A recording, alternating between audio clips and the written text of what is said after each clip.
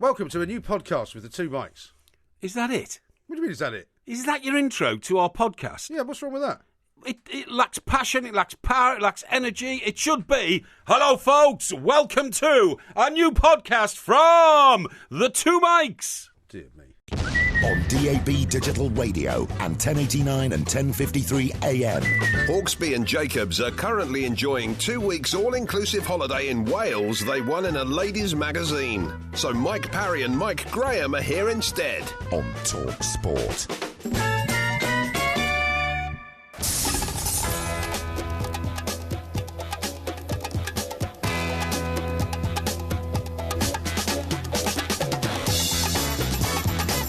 Good afternoon, I'm Mike Graham, he's Mike Parry, you're listening to Two Mics, and we're still looking after the shop for Hawksby and Jacobs. So it's all down to Liverpool tonight to fly the flag for the Premier League in Europe after Manchester City seems to have a bad dose of stage fright last night in Madrid. We'll be talking to John Hartson ahead of our trip to Cardiff for the weekend. Alastair Cook's on to tell us how England are preparing for the summer, and we're getting a real Beatles expert on as well, the celebrated author Philip Norman. Plus, of course, it's the Porky Quiz, and in this record-breaking week, the subject is, of course, Leicester. I'm predicting 4 out of 10. 08717 22 33 44. You're listening to the Two Mics with me, Mike Graham, and Mike Parry on Talk Sport.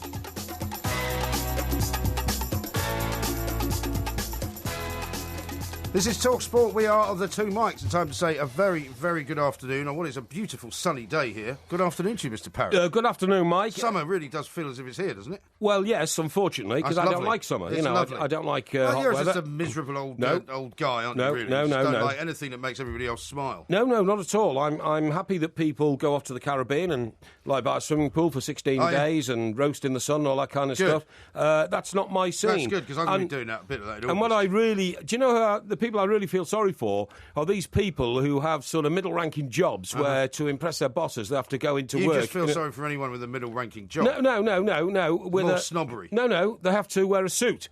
So they get up in the morning and they put on, a shirt, suit and tie and all this kind of stuff, and they go to work. You don't see too many of those around these days, do you? Well, you still People do wearing see them ties. around, and they have to go in on public transport, particularly if they live in the southeast of England. And public transport at rush hour is horrendous. I mean, it really is. It's a terrible experience. How would you know? Sorry? How would you know? You never go during rush I have hour. I've experienced it. Honestly, I have experienced it in the past, yeah. And the nicest thing is, to be honest, in the sort of the world of the media, if you don't mind me calling it that, it's a bit looser on the dress code. And as people can't, generally speaking, see you and me... which is no bad thing. Well, it's a very good thing, actually. We have the faces for radio. But I did put out a tweet last night indicating to our millions of listeners that with this sort of weather, I'll very shortly have to open the old summer shorts wardrobe, which I have in Porky Towers, and that's what I'll be... What size shorts do you wear? Sorry? What size shorts do you wear? Bermuda-ish. What size? What do you mean, size? Well, what size are they?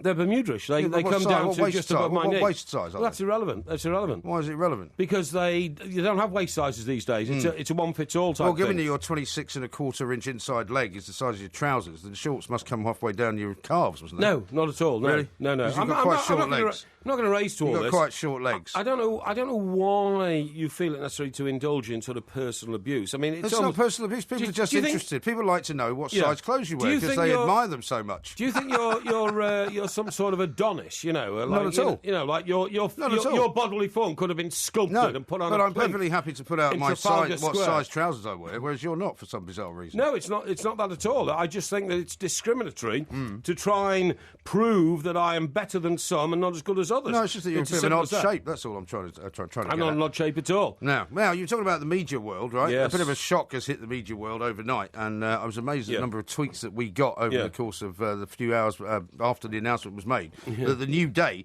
our favourite newspaper, is no more.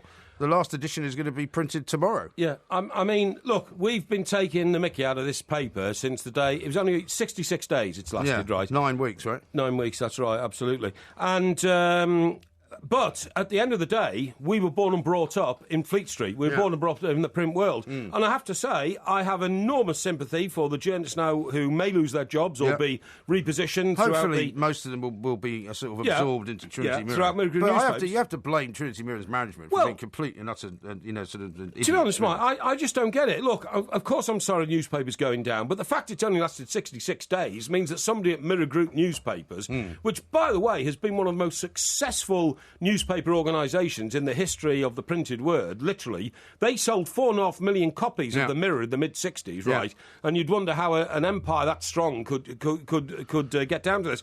But which idiot, and I say that focusing on the word idiot, decided to put out a newspaper which is 10 times worse than the ones they already publish. Yes, why indeed. did they do that? And why put one out that had no sort of connection at all to anything online? No. Although last week they decided to open up a new iPad edition, which I've now got my first 3 weeks trial in. Right. The week's trial runs out tomorrow, funnily enough. That's right, so I'm very glad I didn't give them any money. You send them a bill for 5 unread free days or something like that. Because it was only a week's free trial. Well. But I mean, I have to say, the irony of such things being as it is, the personal listography on the back of the paper today. Unbelievable. You will not believe, It right? is unbelievable. This is where they ask you to name 3 of your whatever it is, favourite things, favourite books, whatever. Today, on the day before they shut, list your 3 favourite things about your job.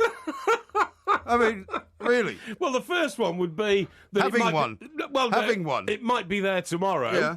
The second one, not working for a failing organisation. Yeah, right. And the third one, how badly tarnished by my participation in this am I to get a job elsewhere? And I suppose the first one might also be, not leaving the job that I've currently got to go work for the New Day. I know, yeah. Which is one of your favourite things about. But I will be asking you about the 3 favourite things about your job later on properly. Yeah, that's sure. Because I wanted to give that some thought. Sure. Look, we don't want to go on about this all day because most people are not interested in the politics of newspapers. No. They just like to buy one. But there are an awful lot of people interested in the way that we kind of highlighted that it wasn't a very good paper. And Alison Phillips, as I said, is someone that I know from working at the Mirror. She's a great journalist, a great woman, and was a very good editor. Okay, but that's the fine. whole idea of the paper was wrong. That's fine. The whole idea of the paper was wrong. I'll tell you what made it wrong was the other night when Leicester were crowned, league champions of the Premier League. Not a word. Because it happened after 7 o'clock at night when they go to press. Yes. It wasn't in the paper. All right. Now, listen, I'm not trying to be harsh here. I failed in some areas of the newspaper business, but I was in it for 25 years. You failed in all of them. 25 years like you were. You failed in all of them. And you were a huge success, weren't you? I was very good success. They closed down most of the titles you worked Not for. true. Incorrect. Did they close down the Scottish Daily Mirror? They did. They did, yeah. Thank you, yeah. Now, what I was going to say is, I don't know Alison, but you have just given her a huge bouquet and said, she's terrific.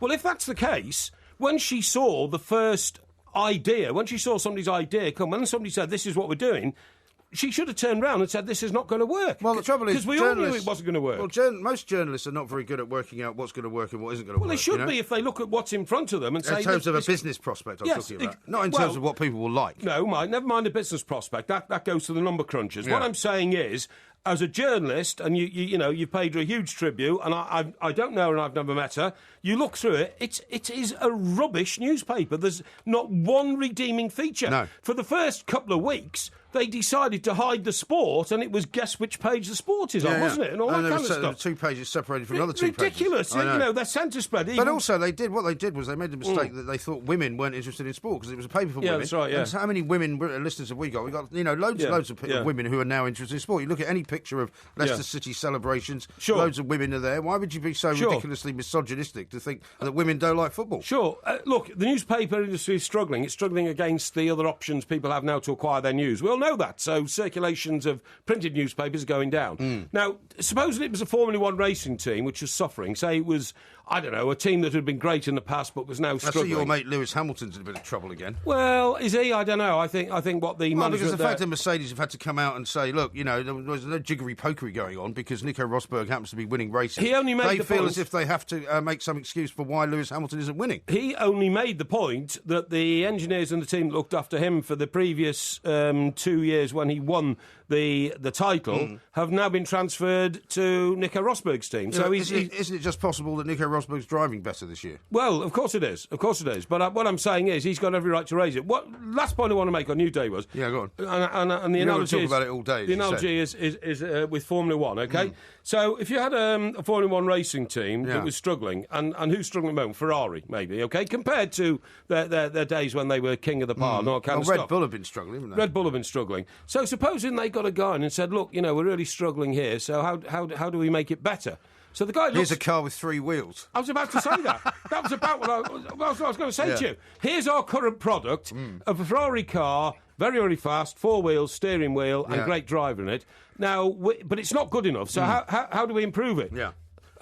Take one wheel off. Take one wheel don't off. give it a steering wheel, and don't put a driver in it. Yeah, exactly. That should do it. Yeah, very good. See you in 9 weeks. Absolutely. The Labour Exchange. Shocking stuff. Sorry to hear the paper is going tomorrow, but I have to say it's not terribly surprising. The Porky Quiz coming up on Leicester a little bit later on. I hope you've been boning up on Leicester because that will be the main bulk of what the questions are about. Leicester Piggott. This is Talk Sport.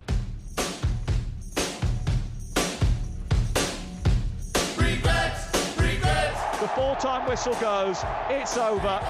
Real Madrid have polished off Manchester City, who in the end just couldn't quite pack it in the cacophonous cauldron that is the Bernabeu. Missing David, Narri and Yaya coming for an injury, we don't have very creative midfielder that can make a difference. We are not happy. I don't think that we deserve us to continue the final, but I think that was just a bit of luck. It was very important for me to try to reach and to win that final, but well, we did what we could, and now we must think about the future.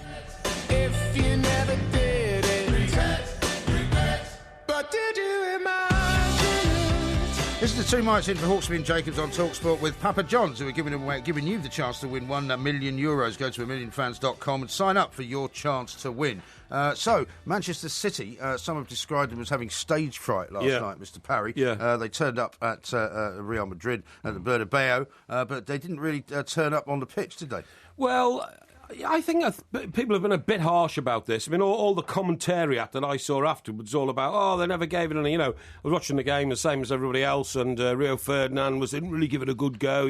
Steve McManaman, who I respect enormously as a pundit, they were embarrassingly feeble in their approach to trying to get through to the Champions League final. But all that comes down to Mr. Pellegrini, doesn't it? And the attitude with which he wanted them to approach the game. Well, I got the sense afterwards when he was talking about how, he expected some of the bigger players to do something, and it didn't really happen. I mean, Sergio Aguero, once again, didn't score. Didn't really look like scoring. Didn't really look like getting much of the ball anyway. But let's talk to Steve Howey, former Manchester City player himself, to find out what he makes of it all. Because you would think that in the semi-final of a Champions League, there'd be a bit more fire in the belly. Yes. Steve, very good afternoon to you. Hi guys, how are you doing? Yeah, very well indeed. Thanks, very mate. well indeed. Listening to some of the fans being interviewed after the game last night and this morning as well on TalkSport out there in Madrid, they've sort of consigned themselves to accepting what's happened, but they were quite disappointed with the performance, I think.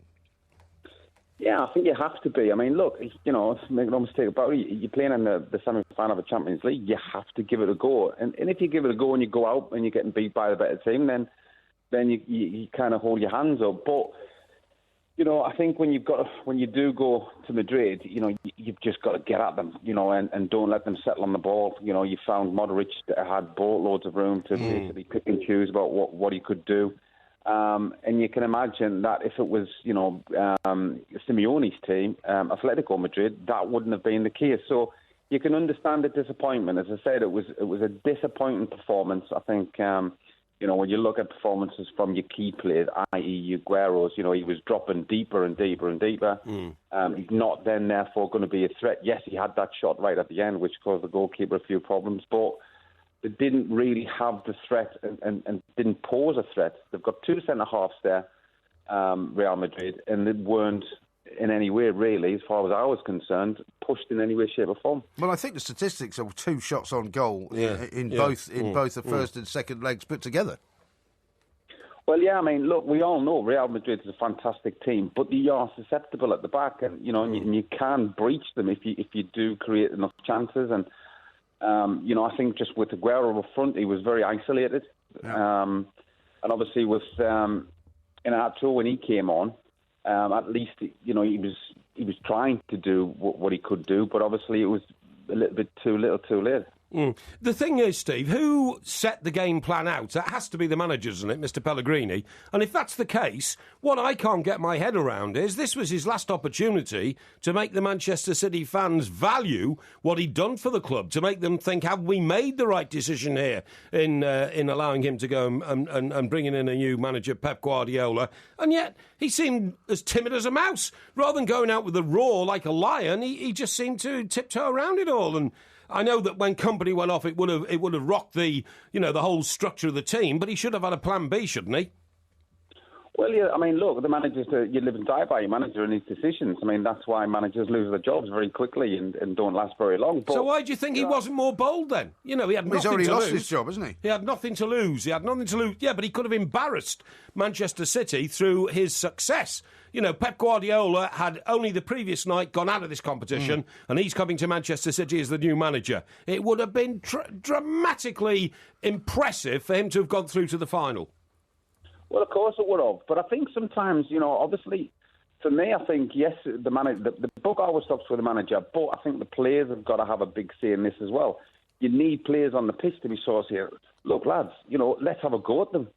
Yes, the manager said this, but if we get at them with the embarrassment of riches that we do have player-wise, we should be able to cause them problems. But if you're not going to have a go and then you're going to sit back off them and give them the freedom to play and do what they want, they are going to pick you off. And ultimately, that's what happened. And people have described this Real Madrid side as the worst Real Madrid side in recent history as well. And, I mean, they weren't exactly, pulling up trees in terms of goal-scoring opportunities either in both the games. But, I mean, the other strange thing for me is that people are saying the players don't really play for Pellegrini now. They know he's leaving. I mean, I imagine a lot of these players won't be very much in favour of Pep Guardiola. I was watching them last night. Oh, absolutely. I mean, I've got no doubt Pep Guardiola being watching the game and looking at the players and seeing who can step up. And who can make that step up to sort of the big games in Europe. So he's definitely got kind of an idea of who we want to keep and who we want to go. And I do feel as though there'll be an awful lot of them that will be gone. Well, he's got a huge job on his hands there, Steve. There's absolutely no doubt about it, because you kind of feel that although Manchester City have been efficient over the last 3 or 4 years and they've won the titles and won FA Cups and lost to Wigan in the FA Cup final, that kind of stuff, they really have not yet been accepted in that band of top clubs in Europe, the stellar clubs, the Real Madrid, the Barcelona, the Bayern Munich, the Manchester United even. They haven't really got into that league yet, and he's got to get them in there. Yeah, I think with Pep Guardiola, you see with his teams, the intensity of their work rate is ridiculous. And, of course, he'll want players to be doing that for the vast majority of games. Look, you can't do it all the time, but he'll be wanting to put, when you do play against top-class teams, to put them under pressure because, as I say, if you've got even a decent player, if he's got plenty of time with the ball, he's going to hurt you. Whereas if you get that player and you get his head down, then you make it a little bit easier for yourself. But it's an awful lot of work that you have to put in. But he demands that from his players. And if he doesn't get it from his players, he'll buy somebody that's going to do that. And do you think that they've learned another sort of, another load of things about European football? Because, you talk about City making progress in the Champions League. They did get to the semi-final for the first time. Some people have also said, maybe that's as far as they thought they would get, and they didn't go into this game really with any belief that they would come out as the victors. Have they got a chance of getting to the final, do you think, in the next couple of years? I think with Pep being the manager, absolutely. I think, yes, they have progressed because we all know when they first got into competition, they kind of struggled. And, but they have progressed. So, you can see that improvement. But at the same time, it has been reasonably slow. Yeah, I agree. I think he flatters to deceive. I do. I think Pep Guardiola flatters to deceive. And I'd be amazed if he manages to raise their, their credibility level to that of Manchester United or above it. Don't see it. Steve? Well, time will tell. I mean, it's all very well. I mean, if I came on the radio station last year and said after Leicester's sort of scrape of just getting the missing relegation, if I'd have said to you, look, Leicester's going to win the league, you'd have put the phone down and called me insane. So you just never know. Porky normally does that with every guest anyway, Steve. Well, absolutely, happily we haven't had to do that this time. Thanks very much indeed for joining us, Steve Howey, former Manchester City player there. Of course, what would happen if Manchester City lost to Arsenal this weekend, eh? Well, I don't think it matters now, does it? Well, it does, because they might drop out of the top 4. No, that's what I'm... Of course it matters. No, what I'm saying is it doesn't seem to matter to Mr Pellegrini. He had a last go at glory there and he decided not to take the chance. Yeah. Why was that? I've no idea. Yeah. But, I mean... But now the mistake he made last weekend by putting out a team that got slaughtered by Southampton also looks like a massive error. Yeah, well, the whole thing looks like an error now, because what I'm saying is you don't think... You don't think, do you, that his mindset now is... Well, actually, they've got rid of me, so why do I owe them any extra effort? Yeah. I don't know. Yeah, I don't know either. But it's going to be fascinating to see. A big game coming up, Manchester City against Arsenal this weekend in the Premier League. This is Talk Sport.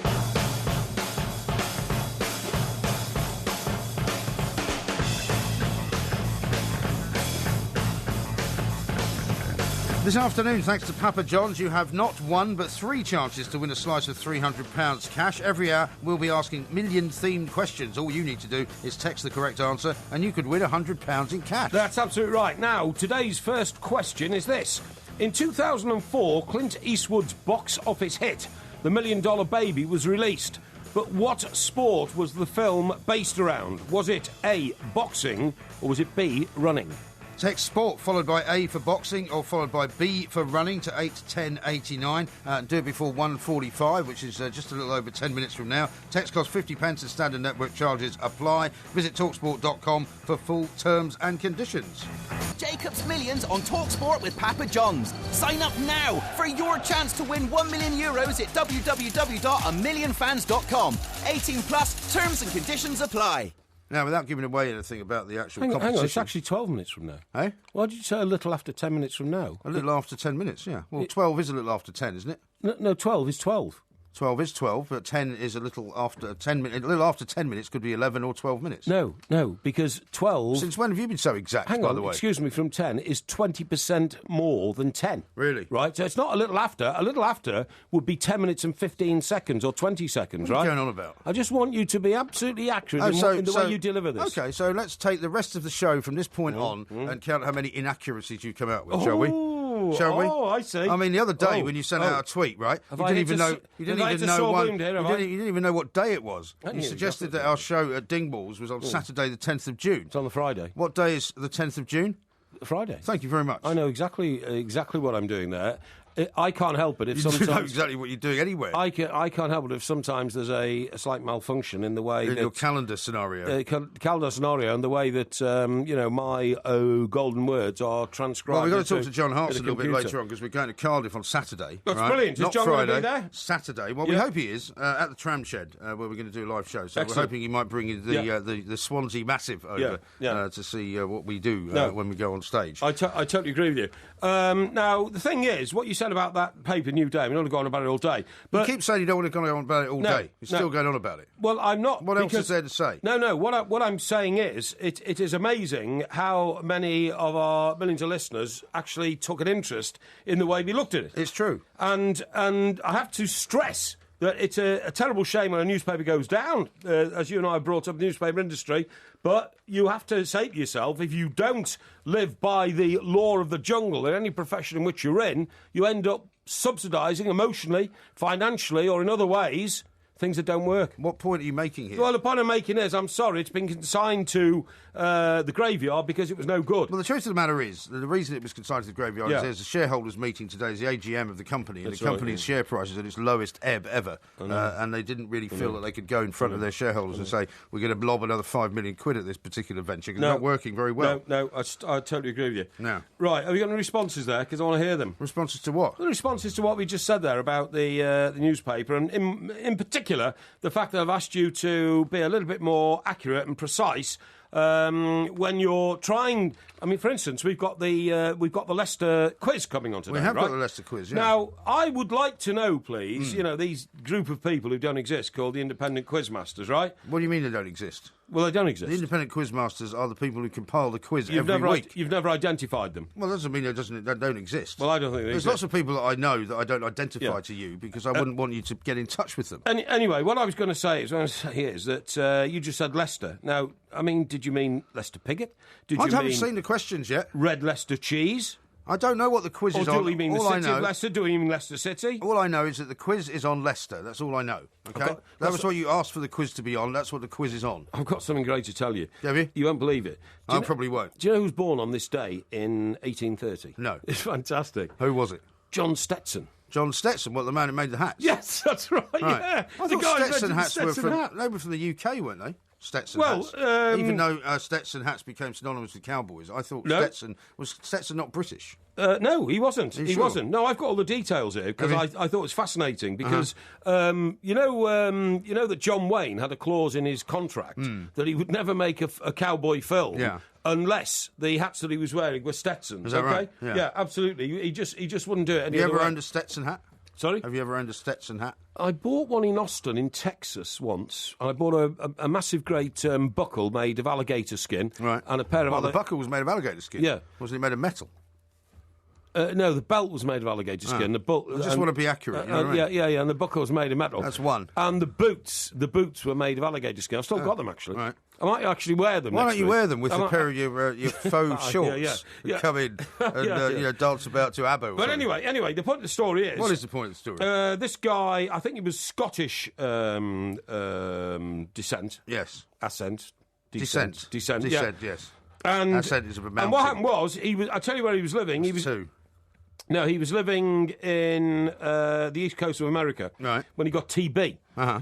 So the doctor said to him, "You'd be better off going to the coast, i.e., the other side of America, Right. The California. Go west, young man. That's right, because it's better. The climate's better for your for your TB." Okay. Anyway, on the way over there, he passed through lots of areas where the cowboys were literally driving. Well, like the West, cattle. as Yeah, we call yeah, it. yeah, absolutely, yeah. And he realised Was he on that a they- train?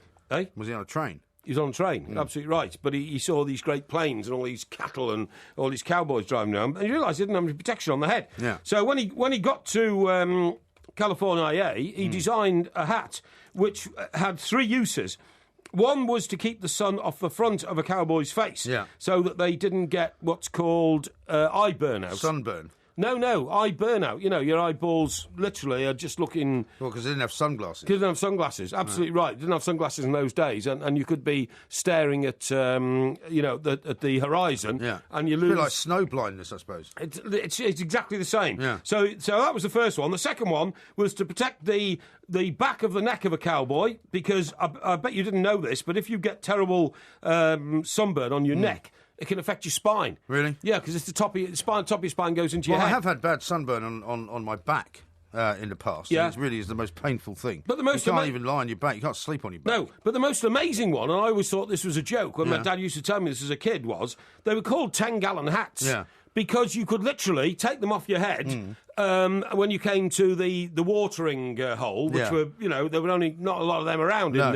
in like Montana in the 1830s and all that kind of stuff, And if you were in the Colorado desert and Right. you were dying of thirst Yeah. and you came across a watering hole, that Yeah. was a good thing.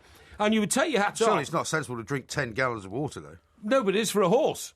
For a horse? This is the point. This is a horse. Right. What you do is you take off your 10-gallon hats, right? So you're saying that it could hold 10 gallons? 10 gallons, yeah. That's why they're called a 10-gallon hat. Are you sure about that? I'm certain. I don't think that's true. No, it's true. No, it isn't. It is absolutely true. It comes from the Spanish word gallon. What? Gallon. G-A-L-O-N. Gallon? What does gallon mean? Gallon means braid, because the number of braids that were used in the hat band Yeah. was 10. Rubbish. And that's why it was called a 10-gallon hat. Rubbish. It's got nothing to do with the actual amount Of course of it has. liquid. No, Of course it has. incorrect. And so what you did is you took your hat off when you got to the watering hole, right? And your horse was on its last legs, and then you scooped up water into your hat Yeah. because it was made of pure leather. So it Pure was, leather? Yeah. So Well, as opposed to faux leather, like your headphones bag. that's very funny, isn't it? Yeah. And so it was waterproof, right? Yeah. And then you took it to your horse, and your horse, like, drunk up 10 gallons of Really? water, and all of a sudden it What was a like... shockingly inaccurate story. No, it's like pulling into a service station on the M1 when you've got, like, a tenth of an inch of fuel left in your tank. What, That's and you- how it was. Well, and you give some petrol to your horse. Don't be ridiculous, you idiot. What I'm saying is, it was See the time. You don't mind the time. It was the most striking invention which clarified and determined the image of the Wild West cowboy. Well, thank you for The letting us Stetson know hat. about that. And he was born on this day in 1830. How about that? Well. I think it's great. This is Talk Sport.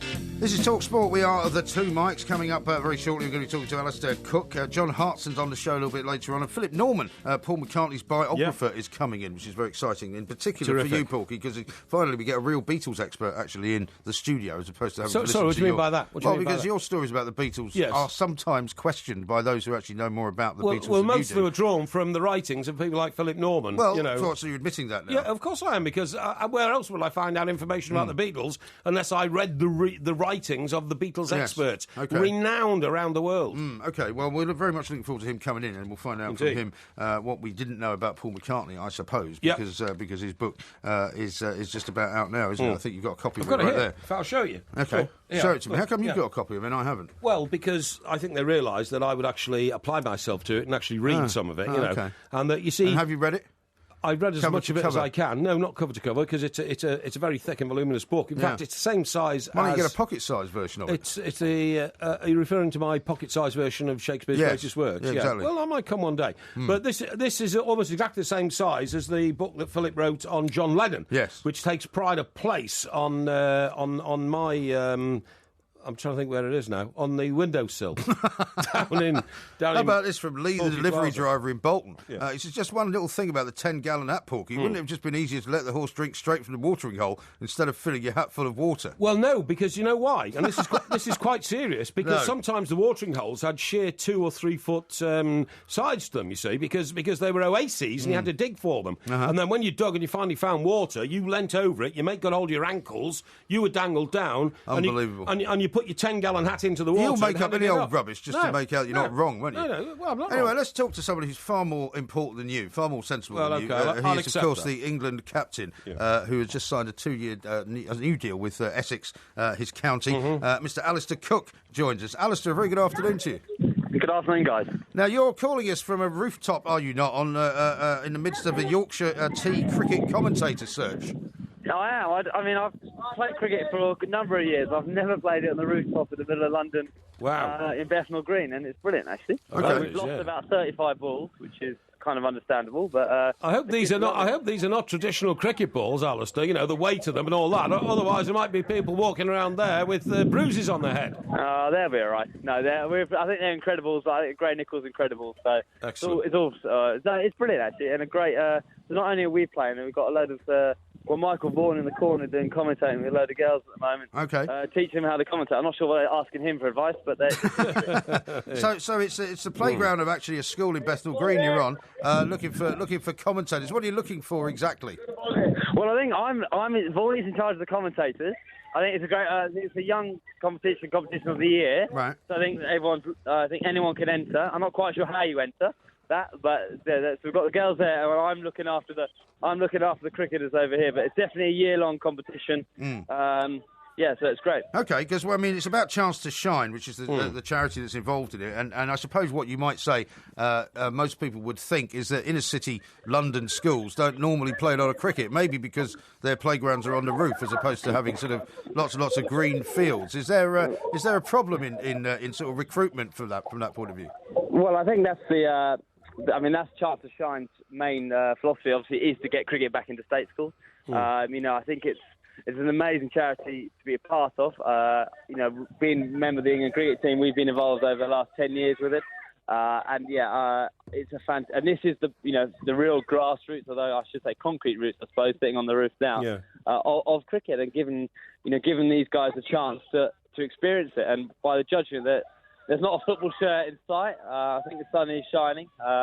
For that, but it is a great initiative, a great charity, and then obviously now I've just got a little information about it. If you want to enter the commentators of the year, you go commentate at yorkshiretea.co.uk. You send your little clip in, or anyone can send their clip in. Obviously, a youngster can send a clip in of them commentating to some cricket, and then the winner will get announced at some stage. So the finalists, will compete at the Oval during the cricket week, the Yorkshire Tea Cricket Week. That's great. We'll repeat all that when we get to the end of this talk, Alastair. Alastair, let's turn to yourself, please, because, the question I suppose most people want to know is, might we see any new faces in the Test side for the summer? Are you happy with the team that you've got? Are you happy with the team that went to South Africa? Well, unfortunately, we definitely got one change. Obviously, James Taylor and obviously really sad news of what's happened to him over the last month. Of course. So that's obviously there's a space in the top order batting. And then, the selectors have a really tough choice because the top order didn't score. We didn't score enough runs there, but we did go and win. We did go and win in South Africa, which is unbelievable. An unbelievable achievement anyway. So, I think the selectors are meeting next Friday. A lot of runs have been scored so far in this year's county championship. So it's going to be a really interesting meeting. But I think all that does sum up where we kind of are in English cricket at the moment. There's a lot of talent around. Everyone saw the T20, the T10 tournament, a lot of young guys doing really well there. And it's, not many sides can then beat South Africa and then still think, can we change it to improve it? So, or do we need to do it? So that's a really healthy state, I think, for English cricket. Okay, and you've just signed a new contract at Essex today, Alastair. Your run rate's not doing too badly either for the first 4 games of the season. No, it's great for me personally to stay on Essex. I don't really want to go anywhere else. Been there since I was an 11-year-old. So I haven't played as much over the last 10 years. Clearly been away with England, but it is a great county. A big change this winter with new coach coming in and new captain, and we started the season really well. So for me personally to stay there, hopefully I can stay longer than 2 years, but it's a good stepping stone. OK, well, there's all that to come now, so let me ask you this. We had a debate yesterday on what was the greatest singles record of all time, and nominations were Baker Street. Now, what made Baker Street, of course, was the saxophone brilliance of the man who played it. The saxophone solo. And I understand that you could have done that yourself. You're a pretty accomplished saxophone player, aren't you? Well, I'm not sure about that. I did play it at my sister-in-law's wedding about a year ago. I don't know if they clapped. I don't know if they clapped to shut me up or whatever, but I did. I have played a little bit of it. I haven't played it for a while, but I do enjoy it, yeah. Well, I mean, sorry, did you actually play the Baker Street rendition? I didn't play the Baker Street rendition. It's quite difficult, Well, I wouldn't have thought it was... It's quite tricky. Is it? Oh, is it? Oh, well, so... Well, no, I could have... Yeah. I suppose I could have had a hack at it, but I went for something a bit different, a bit easier. That's right. And do something a bit easier, better than do something hard. Indeed. And away from the massive pressures of international cricket, Test cricket, being the captain of England, how's the farming going down in Buckinghamshire? Yeah, Bedfordshire, close. Bedfordshire, I'm sorry. No, it's gone really well. She just finished lambing. So, obviously, I was back I didn't go to T20, so I've done a lot of that this year. In lambing shed in February and March, so it's going really well. And now the sun's out, it looks pretty good. So you're responsible for all these little lambs jumping over hedges and all this kind of stuff, Gambling around in the countryside. Like I like that. No, I like that. I like that. That makes you a very human being. Believe me. I do enjoy it. I do love it. Obviously, as the summer goes on, the cricket gets. I'm away more and more. That I'm less and less involved, but it's still. Something which obviously I do when I'm not playing. Excellent. And just going back to the young Yorkshire Tea cricket commentator search that's going on the rooftops of London, I presume you guys are not showing them any clips of Kevin Peterson and some of the work he did over the course of the last year or so. I can't comment on that. I can't comment on that. Sorry, just chasing the ball there in mid-on. Probably better not to. Yeah. All right, Alastair. Well, best of luck with Essex and with England coming up. If you want to join in with the Yorkshire Tea Commentator of the Year, it's commentate@yorkshiretea.co.uk, which is where you can send your clips to. You can also find out more about the competition at chancetoshine.org if you fancy your chances of becoming a young cricket commentator. This is TalkSport. Excellent.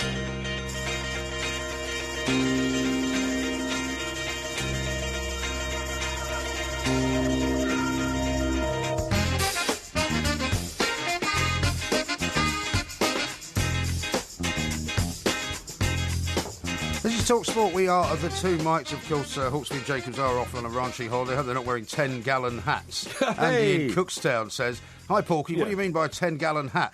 Was to hold that amount of water. My goodness, what size of a head would a man need to fit that? 10 gallons is 45 litres, which is the same as 22 of those 2-litre milk containers on your head. Yes. You would look like Marge Simpson." Yeah, but they're very high, those hats. Remember, that's why they were designed like that. Yeah, and also, I think you'll find my Spanish explanation is the correct one. If you didn't turn the hat upside down and scoop the water out inside the hat, they were built with a rim around them so that you could actually put water in the rim of the hat. You're still digging in the hole, aren't you? No, and you could could gallop across the plains of Arizona like this and have your own water supply in your hat. I see. Yeah. Excellent. Yeah. Well, I'm delighted to say that we can now call an end to the ridiculous conversation about your theory about 10-gallon hats, which is entirely wrong, because we have a bona fide Beatles expert in the studio, Mr. Philip Norman. Very good afternoon to you, Philip. Hello. Thank you very much for joining us. My pleasure. Philip, you've just written another book about Paul McCartney, Sir Paul McCartney, I suppose we should say. It's not been out very, very long. You're an expert on McCartney and Lennon and all the Beatles, I guess. How much access did you get for this book? He gave me his approval to write it, okay. Which meant that I had access to people who would never normally talk to a writer or a biographer. Right. I didn't think he would sit down and plough through the whole Beatles story again, but I had the freedom to write the book from him, which was actually unique. Yeah. I mean, it is, because these people are so powerful, they can start ringing people up and saying, don't open the door to this man, don't speak to him. Yes, his office had a sort of blanket instruction. If anyone phones and says, can I talk to Philip Norman? They'd say it's okay with Paul, but it's up to you. That's amazing. Can I put this to you, Phil, because I've been a Beatles devotee for my life. Paul McCartney, to me, seems to be a man who always wanted a great deal of domestic security. Look at his songs like When I'm 64. Look at his songs like, I Look High, I Look Low, Everywhere I Go, A House in the Heart of the Country. Look at Oobla Dee, Oobla Da, Playing in the Marketplace, Two Children and all that. Am I right in saying that? Well, it was there, although no one thought at the time that this incredibly good-looking and talented member of the Beatles could possibly be wanting to settle down. Every woman in the world wanted to sleep with him. But it took really the woman he married, Linda, to realise that and to provide this home and this large family. And ever since Linda died, sadly, and I covered that story massively, and she passed away, sadly, to cancer, he seems to have been searching for, if not a replacement for Linda, but the same sort of domestic bliss he had then. Well, he did. He tried once, and it didn't really work out, spectacularly so. But now it seems like he may be on course for a happy ending with Nancy. Nancy Shelby. Just talking about Linda as well, I noticed from the book there was reference to him getting upset at one point when he heard that she might be talking to somebody about a possible biography of her, because he only wanted to be the one star in the family. So as much as he might have wanted that kind of domestic bliss, if you like, he didn't want to be forgotten either. No, at the same time, he absolutely supported Linda in her vegetarian campaign. Still going to this day, isn't it, that brand? And he put her in the band because he didn't want to be away from her on the road. Yeah, exactly. And them and the kids used to, as I understand it... And he took a lot of flack for that as well, didn't he? Terrible. She was, she was ridiculed for years and years. Yeah, that's right, because she played the piano and all that. And I remember when they lived down in Kent, had that place down there, he'd have a private plane to fly into Europe, do the concert, and then fly them all back, a propeller-driven plane with the kids and all that. You said he made one mistake. We're talking here about Heather Mills, aren't we?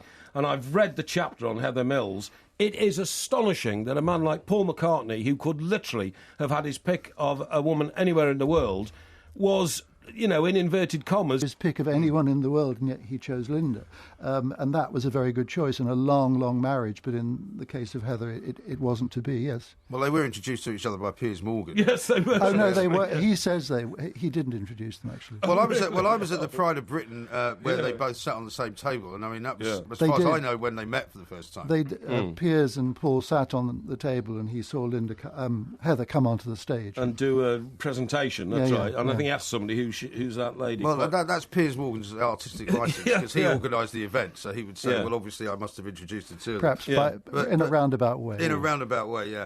But it's fascinating that now, so many years after the Beatles have broken up, and people sometimes forget how short-lived their actual career as a band together was. About 10 years. That you can still find so much information that was previously unknown, because, I mean, people are still fascinated by them, aren't they? Well, McCartney really let me into his family circle, that was why, so I could find out about his dad, Jim McCartney, who was this wonderful man who never earned much money but brought up two sons in a very secure and happy home and instilled very good values into both of them. And as famous as Paul is today and as adulated as he is, still has those basic, decent values. His dad was a band leader, sort of part-time, wasn't he? And a little local jazz band, but he worked on the cotton exchange and never got more than about £10 a week, but still created this environment, this happy home. And do you think there was a bonding between Paul McCartney and John Lennon because both their mothers died when they were kids in their teenage years? Absolutely. It was a source of tremendous empathy, and they would talk about it very, very secretly and quietly and have a bit of a cry together in secret about it. Yeah, and in the end, they both wrote songs about their mother. McCartney in Let It Be,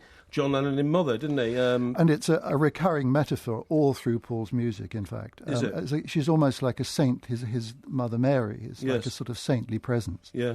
I only found out about a year ago, Let It Be was actually him seeking his mother's spiritual advice on how to stop the breakup of the Beatles, how to stop him and Lennon falling apart. He was very much in touch with his subconscious, in fact, and his subconscious rewarded him by letting him dream the whole of yesterday. One night, he woke up with a finished song, and it was a visitation from his mother at the worst of the breakup as well, which was a comfort, Mother Mary, speaking words of wisdom. Absolutely. And is there anything in the book, or maybe you've covered this in the past, where Ringo Starr's interview is almost dredged up about the whole Paul is dead phenomena, and that, he was actually replaced by some guy who really looked like him. And amazingly, because I guess we live in this world of internet conspiracy theories, there are still people out there who believe that actually is true. Does he ever talk about that?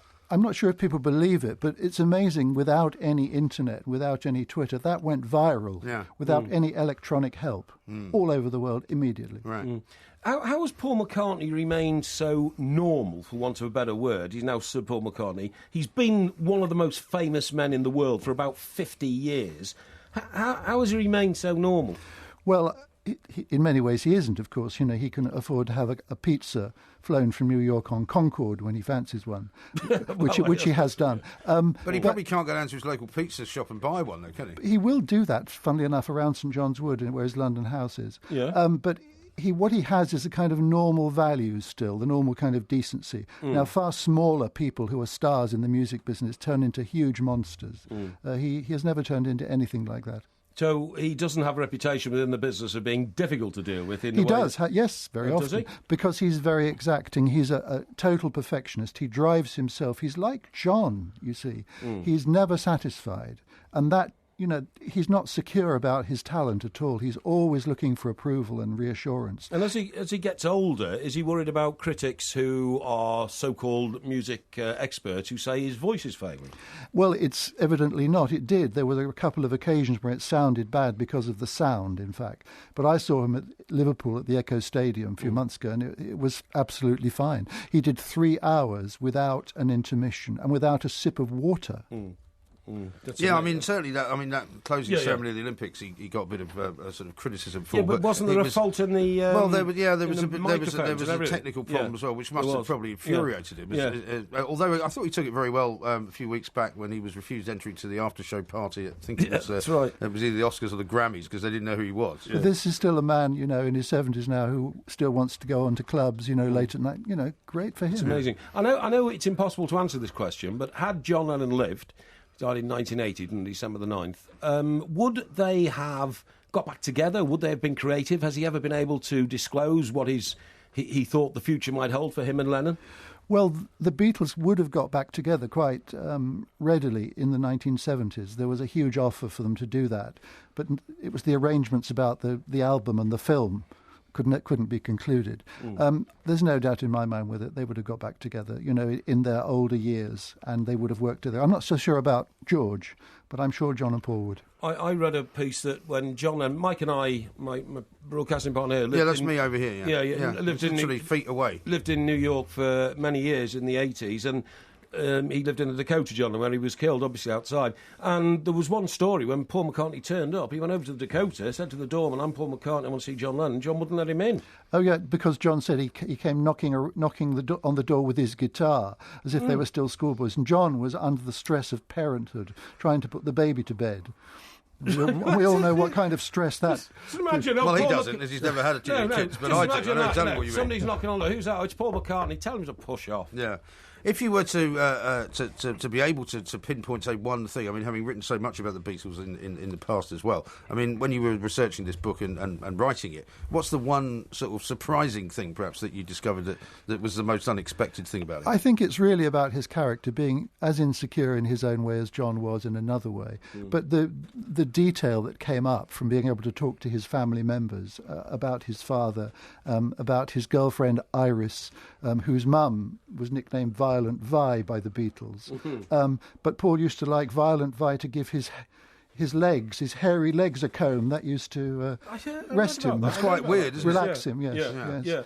But there's also a lot about the breakup, how Paul was marginalised by the other Beatles, and Paul and his brother-in-law, John Eastman, his lawyer, and Linda, they were the only ones against the other Beatles and against Alan Klein and all of the lawyers. And they really were marginalised, and it was touch and go if Paul wasn't going to lose everything at that point. What, you mean be cut out of the Beatles and the inheritance and everything? Just, he was told by John Eastman, you will lose everything if you don't take them to court and dissolve the partnership, so he took them to court. Yeah, that's what he had to do. And you also say that he thought he might have been on the scrap heap after the Beatles kind of broke up initially, that he didn't necessarily know what to do next. Well, it was traumatising. He was in Scotland on his farm, and he had something like a nervous breakdown while reaching for the bottle at the same time. Yeah. Now, when John's mental state was unstable, John went to Arthur Yanov and had primal scream therapy. Paul just worked it out by himself. He got over it.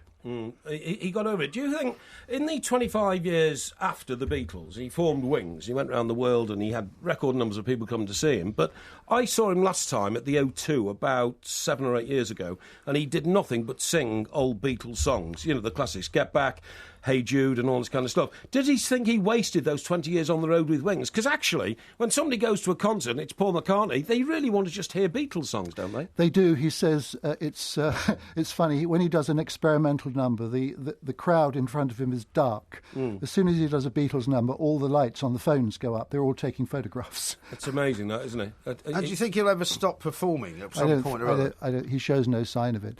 On your point about Wings, Wings produced a lot of hit albums, but among the sort of commercial glam rock type stuff that he was doing, there were some amazing, wonderful songs that were almost overlooked. One about John. I agree. Dear Friend. Well, didn't they write songs nastily about each other? They did. How do you sleep at exactly whatever gets you through the night and all this kind of stuff. That's right. But if John had known about Dear Friend, I'm sure he wouldn't have written How Do You Sleep? Yeah, right. Yeah. Because it was such a lovely tribute to John, but it was kind of overlooked because of the Wings brand was kind of glam rock. Sure. Well, Philip, thank you very much indeed for sparing the time to come Absolutely in and great. talk. My pleasure. The book's out already, I presume? It's out today. It's out today. It's out today, is it? It's beautiful. If you'll sign mine before you go. Read the official title, Mr. Wonderful. Parry. It's Paul McCartney, the biography, Philip Norman. And I don't need to tell anybody who's interested in the Beatles just who Philip Norman is. Delighted he's sitting in the studio with us. Thank you very much. Thank you. Philip, thanks. This is TalkSport.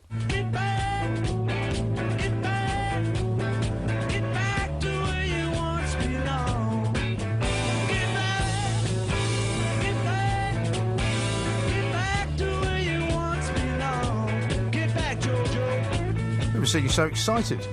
Well, I mean, it is exciting, isn't it? You get to a guy there who knows more about a legend like Paul McCartney, Sir Paul McCartney. Well, lots of people know more about Paul McCartney than you do.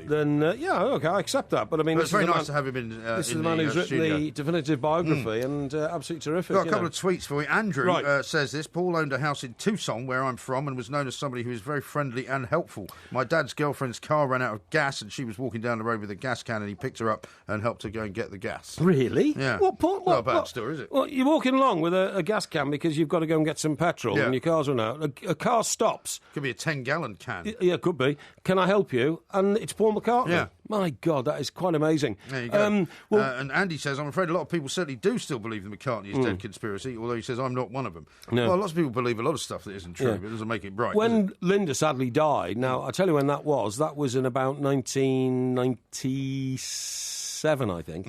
And I think, although it's not, I don't think it's ever been confirmed, I think they were in Tucson, Arizona when she died, because very shortly afterwards he released a statement saying, I can see her now, and he talked about her being up on a horse, riding through the woods and all that, and apparently that's where they kept their string of horses, out in Tucson, where they had, I think it was called a chalet or something, or whatever they call them out in Arizona, But, I mean, the houses they had around the world were astonishing. Yeah. The Hamptons in New York. Yeah. New York, Manhattan flat. Yeah. West Coast. Probably slightly more than a flat, I would imagine.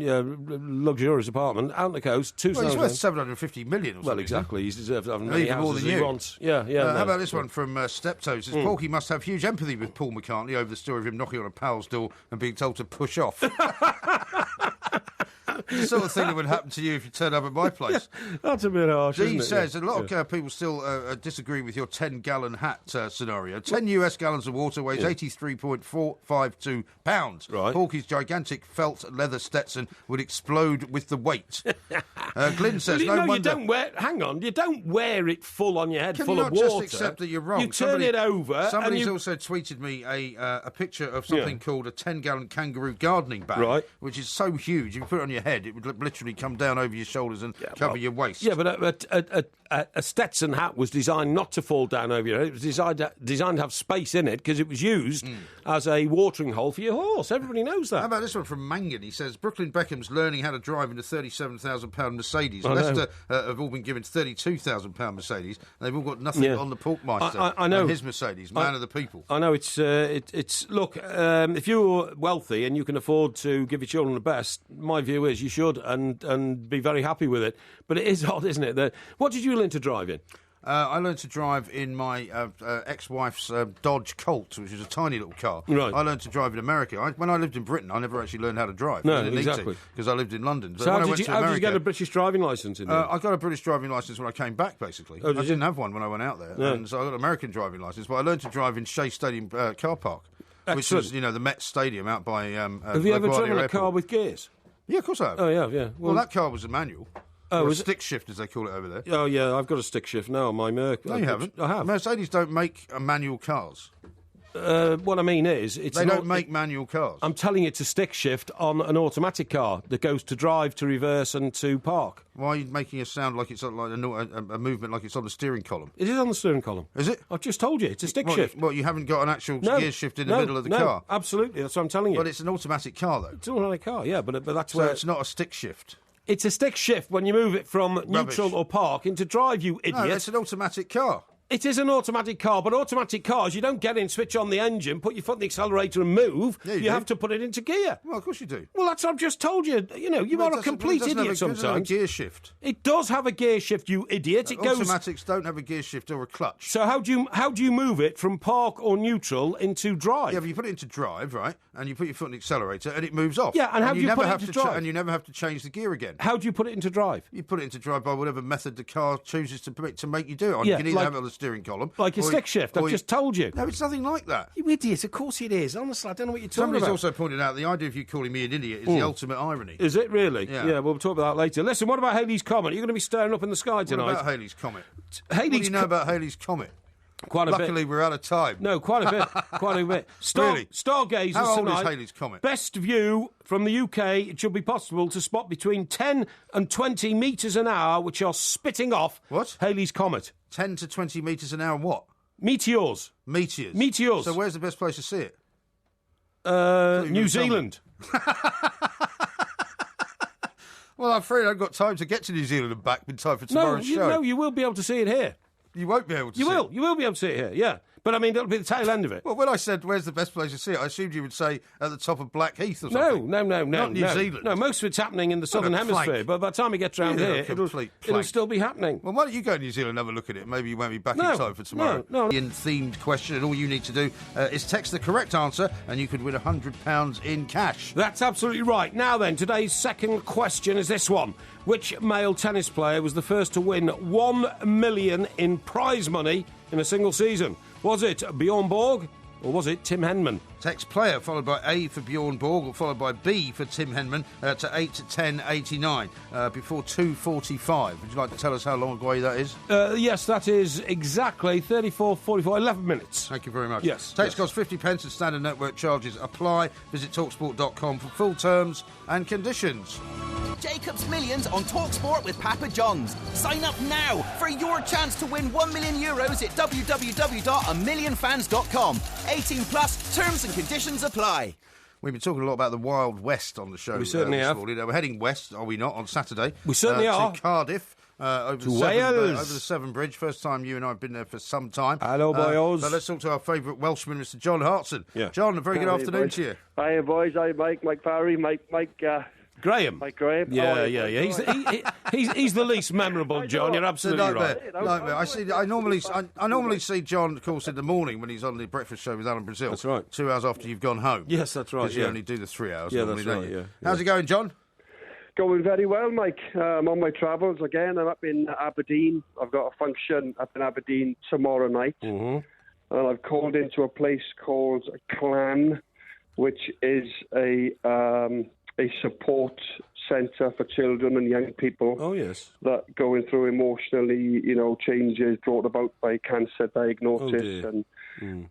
So I'm meant to be up here for golf, but I tend to call into these places. Oh, that's terrific.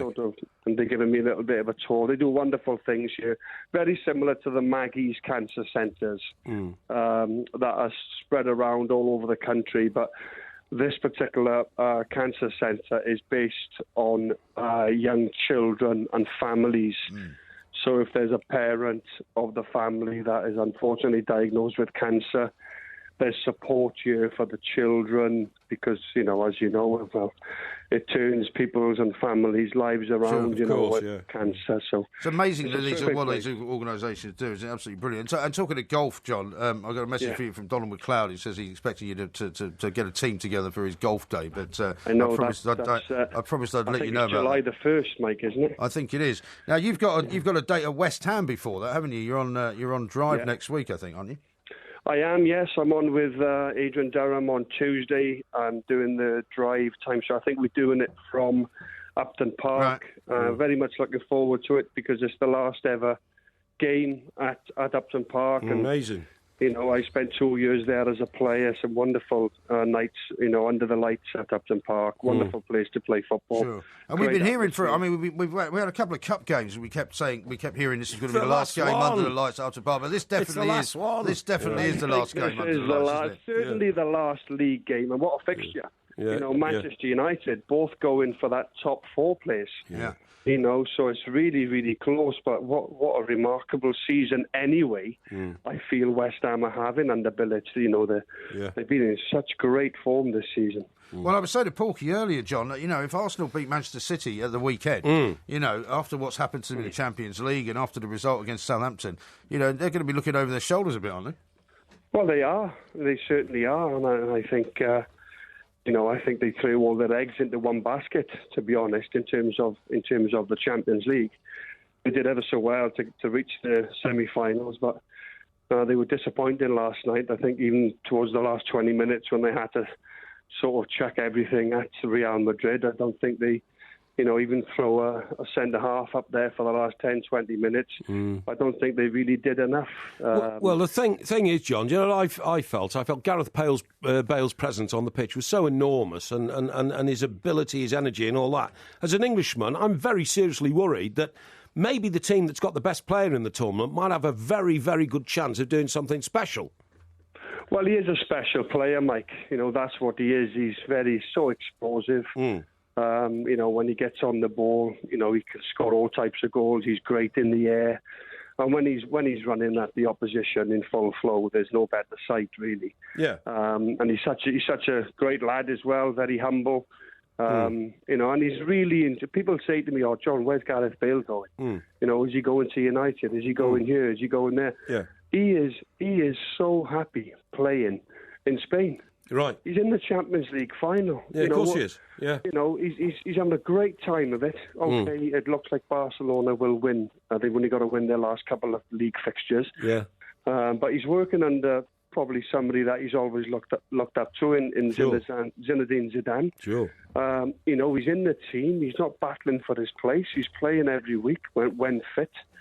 And he's massive, of course, as well for our country, Wales. Well, he was LMVP, wasn't he, in the game as well? Because, of course, I think I was surprised about John was that he kind of admitted that the goal he scored was actually a bit of a cross, whereas you'd think most forwards would be going, yeah, of course I meant that. Why doesn't he want to claim it? Well, I would have. I know you would. Exactly, yeah. Most of us would have. I think the cameras did show that it took a big deflection, mind you. So yeah, but it's not really an own goal, is it? I don't think it's fair to call that an own goal, do you?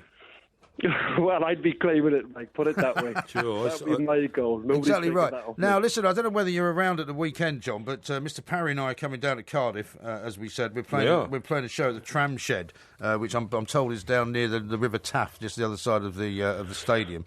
We'd love to have you come down there if you're around. Boys, I would love to come. I wouldn't have hesitated. I'd have brought my wife with me, Sarah. We could have had a bit of food in Cardiff. We could have come to the show. But I'm actually in Hull on Saturday night. Well, it's a fine city. Who are you? I do lots of, as you know, sportsman's dinners, lunches as part of what I do now. And I'm in Aberdeen on Friday with Jeff Winter, the former referee. Sure. And then I travel back down to Birmingham where I'm parked, and then I'll drive up to Hull.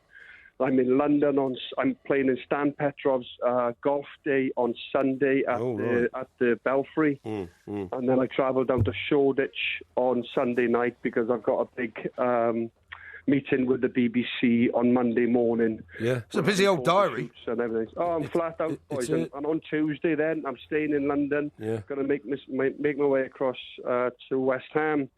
Park the car up, work with Adrian. I've got to be there about 2 o'clock. I think the show starts at 4. Yeah. Well, John, I'm so delighted that you are so busy because although I don't wish to dwell on previous problems, I mean at one time nobody quite knew if you had a future, let alone one that's as active as it is now. So I'm really thrilled, and I'm sure many people are, that you are here, there, and everywhere, buzzing all over the place. Yeah, no, thanks for that. And it's nice to be busy. Obviously, I have to sort of take control of things sometimes and not take too much on. Yeah. I've got 5 kids at home, and they think I'm actually a lodger in my own house. Yeah, sure.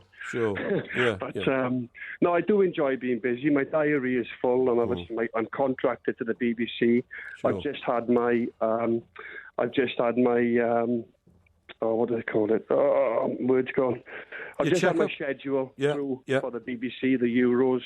Oh, I see, I'll be out there for sort of 17 days. I'm doing tremendous. Well, you want to be as close to the Welsh camp as you can be, I'm sure. Of course. Yeah, I'll be at all the Welsh games. Obviously, we start off in Bordeaux. We play Slovakia. Yeah. And then we play England in Lens on the 16th. Great. And then the last game is down in Toulouse, where we'll be flying, because I think Toulouse is about 7 or 8 hours. So we play Russia in Toulouse in the last game. So terrific, exciting times. It is exciting times. Well, John, listen, sorry we're not going to see you on Saturday, but we'll see you again, I'm sure, somewhere. Of course, around the country. Have a great weekend. Take it easy, John Hartson. There, he sounds like he's busier than even you are, Porky. Well, he's a very busy man, obviously, and what I'm saying is, at one time, John was battling against more than one illness at the same time. Used to be my neighbour in Glasgow. Yeah, exactly. I know, tremendous. What do you mean? Yeah, exactly. You know. Yeah, I do know. You've told me that before. No, you don't. You have. You've told me that before. Well, where did he live then? Where did he live? Next to you. Yeah, where though? In the same street as you, but in the house next door. Is that right? Yeah, that's right. Which part of Glasgow was it? It was quite a respectable suburb, but I don't want to go into it in case he still lives there. And I don't want people going around knocking on his door. He doesn't live there, does he? Well, He lives in Wales. You don't know. Here's one from Glyn, who says, no wonder Porky wanted this week's quiz to be about Paul McCartney. He's just got the new book. This is Talk Sport.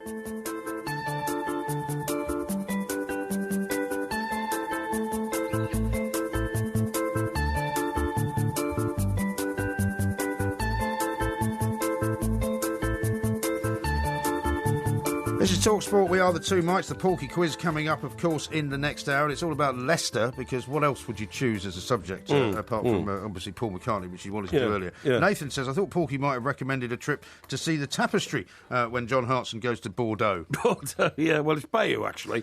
But I did make that mistake You have made that mistake before. I have made that mistake. Paul says, how about having a whip round to buy Porky a one-way ticket to New Zealand to see Halley's Comet? No, what a good idea. You didn't let me finish that. What I said is, the main bit of it's happening in New Zealand, but this comet moves pretty quickly. country, and it's a long way out. And by the time it gets into the northern hemisphere, right? So is it visible to us tonight then? Yeah. It's, Where? let me tell you. What's happening is the comet produces two meteor showers, right? Yeah. The Eta Aquaridis and the Orionidis, right? And they're both... Means nothing to me. And they're both visible. But hang on, it says here they're not visible till October, actually. I don't think you've got this Halley's Comet thing right. No. Although they can show up anywhere in the sky, the Eta Aquaridis appears to originate from the direction of the Aquarius constellation in the northeast. And the best time to see them is just before dawn from a dark location in the countryside, okay? Right. But it will spawned by history. Yeah, shooting stars spawned by history's most famous comet, that's Halley's Comet. Well, I don't know why people pronounce it Halley. It's spelt as Halley, Halley. Yeah, well, it's pronounced Halley, isn't it? It is, yeah. And some people call it Halley's Comet. I mean, that doesn't really matter. The fact is, you put everybody on alert to look at Halley's Comet, and apparently it's not visible. No. Clear skies are expected tomorrow night when the shower of Eta Aquarid meters formed from debris shed by Halley's Comet is due to peak in the Northern Hemisphere. Really odd shower going on around here. There you go. Now, let's talk to somebody sensible here. Indeed. We've got Dr. Mark Porter, who has been researching whether or not exercise is actually any good for you, because there are those who think now that it might not be as good for you as we previously thought. That's amazing, Dr. Porter, very good afternoon to you. Good afternoon. Thanks very much indeed for joining us. Now, obviously, the summer's coming. People want to try and get a bit fitter for their beach holidays and want to look a bit better when they put the old shorts on. But what's your discovery about? Well, this is a discovery from a team at St George's Hospital under Professor Sharma, who's been looking at the effects of doing a lot of exercise. So we know for sure that doing no exercise is bad for you. Doing a bit is very good for you for myriad reasons, from heart disease even through to protecting you against some forms of cancer. What's been less clear is what happens, we had the marathon weekend before last, what happens in people who really take this seriously. So they're running marathons, the middle-aged men on their bikes cycling 100 miles a week, triathletes and those sorts of people. And interestingly, we now think that doing nothing is bad for you, but doing too much might cause problems as well and affect the lining of your arteries and be bad for your heart. And there's a sweet spot between these two things, which is good news for us mere mortals. You don't have to be a super athlete to be fit from a heart point of view. And that's probably around 2 to 2.5 hours of moderate intensity exercise a week. You're not going to come to a lot of harm doing marathons, but you can do some damage to your heart, we think, if you really push yourself too hard. Doc, can I give you my own personal experience, please? Because I suffer from dilated cardiomyopathy, OK? Right. I was diagnosed in 2004. I'm still an outpatient at Harefield Hospital. Now, in the early months after... I was put on the heart transplant list, and then, amazingly... You're all right now, though, aren't you? Well, I'm not all right, because I've just been for the checkup. Yeah. But anyway, the point is, I was on the transplant list for 7 months, and then, amazingly, something happened, and they gave me a new combination of drugs, one of which was digoxin, which started to help me improve. Now, the reason I'm telling you this is because initially, the nurses who were looking after the physiotherapy side of thing didn't want me to do much exercise at all. I then started to want to get out and all that, and at one point I was walking 30 miles a week across the North and South Downs. That was great for a while, but then it took its toll on the rest of my body. I was getting pulled muscles, I was getting knee ligament joints, and starting to feel breathless. So now I've pared it back to about 10 miles a week in short bursts of maybe... In between pubs? In short bursts of between 20 and 30 minutes. And I have found that medium you're talking about. Yeah, I mean, I think it's the problem is with a lot of people with exercise, particularly older men, and the concerns seem to centre mainly around men, is the classic story is doing too much. And, at one hand, that can cause problems while you're doing the event. So you can have a Fabrice Muamba-type collapse. You can... have an arrest on the squash court. But generally, you'll do far more harm doing no exercise than you ever will doing exercise. Yeah. It's just that if you've got a heart problem particularly, we do think exercise is very good for many heart problems, but you just have to take it easy and go slow. I mean, and do you think, Doctor, if you can't hold a conversation, you're probably pushing harder than you need to from a purely heart point of view. Yeah, I see. Yeah. And, I mean, is it likely now that there are more people as we discover more about the heart, who actually have got some defect or other, which could become a problem if they do too much exercise, but they still don't know they've got it, if you know what I mean. This is the classic thing with the Fabry Swam. Of course, we had the cricketer, James Taylor, who was picked up early enough, but it's not that sport necessarily causes these problems. These people are very, very, very fit, but we know that it increases the risk of bringing something that they were born with, possibly, that would have otherwise been masked. So they're under a lot of duress, and you can have a problem. But there is also an issue with people having electrical problems with the heart. We know that there's a condition called atrial fibrillation where your heart beats chaotically and inefficiently. And in fact, digoxin's used to treat that, the drug that you're on. And we know that that's about 5 times more common in middle-aged athletes than it is in sort of fun runners and people who are sedentary. The other report we saw... But I don't want to put people off doing exercise. No, quite sure, the opposite. sure. Just that you don't need to do a hell of a lot to get quite a lot of benefit. Sure. Yeah, the other report that we saw the other day, Doctor, was about how pollution is not something to worry about in the same way that people used to think it was. That, you know, running or cycling in the middle of a quite built-up area like London or Manchester or Birmingham or something like that. You're not sucking filth into your lungs. Yeah, apparently that doesn't necessarily do you any more harm than running in the countryside. Well, that's not true per se. What the conclusion was that the benefits of running or cycling, even in polluted areas, outweighs the risk of doing nothing. So you're still doing yourself some overall good. But there's no doubt that pollution is a huge problem, and the little tiny particles, particularly the soot particles that we get from diesel cars and taxis and buses, cause problems. And actually, what I would say to people is the concentration of those diminishes by massive factor, tenfold, if you just go one street over. So it always makes, in London, for instance, makes me cry to see people jogging up and down the embankment during rush hour. If they just went one street over, they'd be exposed to a tenth or even less of the pollutants and get all the benefit of their run. Same with cycling. Take little back streets and avoid... you can really avoid a lot of the problem. Don't cycle down Oxford Street. No, OK, that's great. But generally, overall, you'll be doing yourself more good than benefit, but it's still best to run in the country if you're lucky enough to live there. Indeed. Doctor, thank you ever so much indeed for your time. It's very illuminating. Thank you.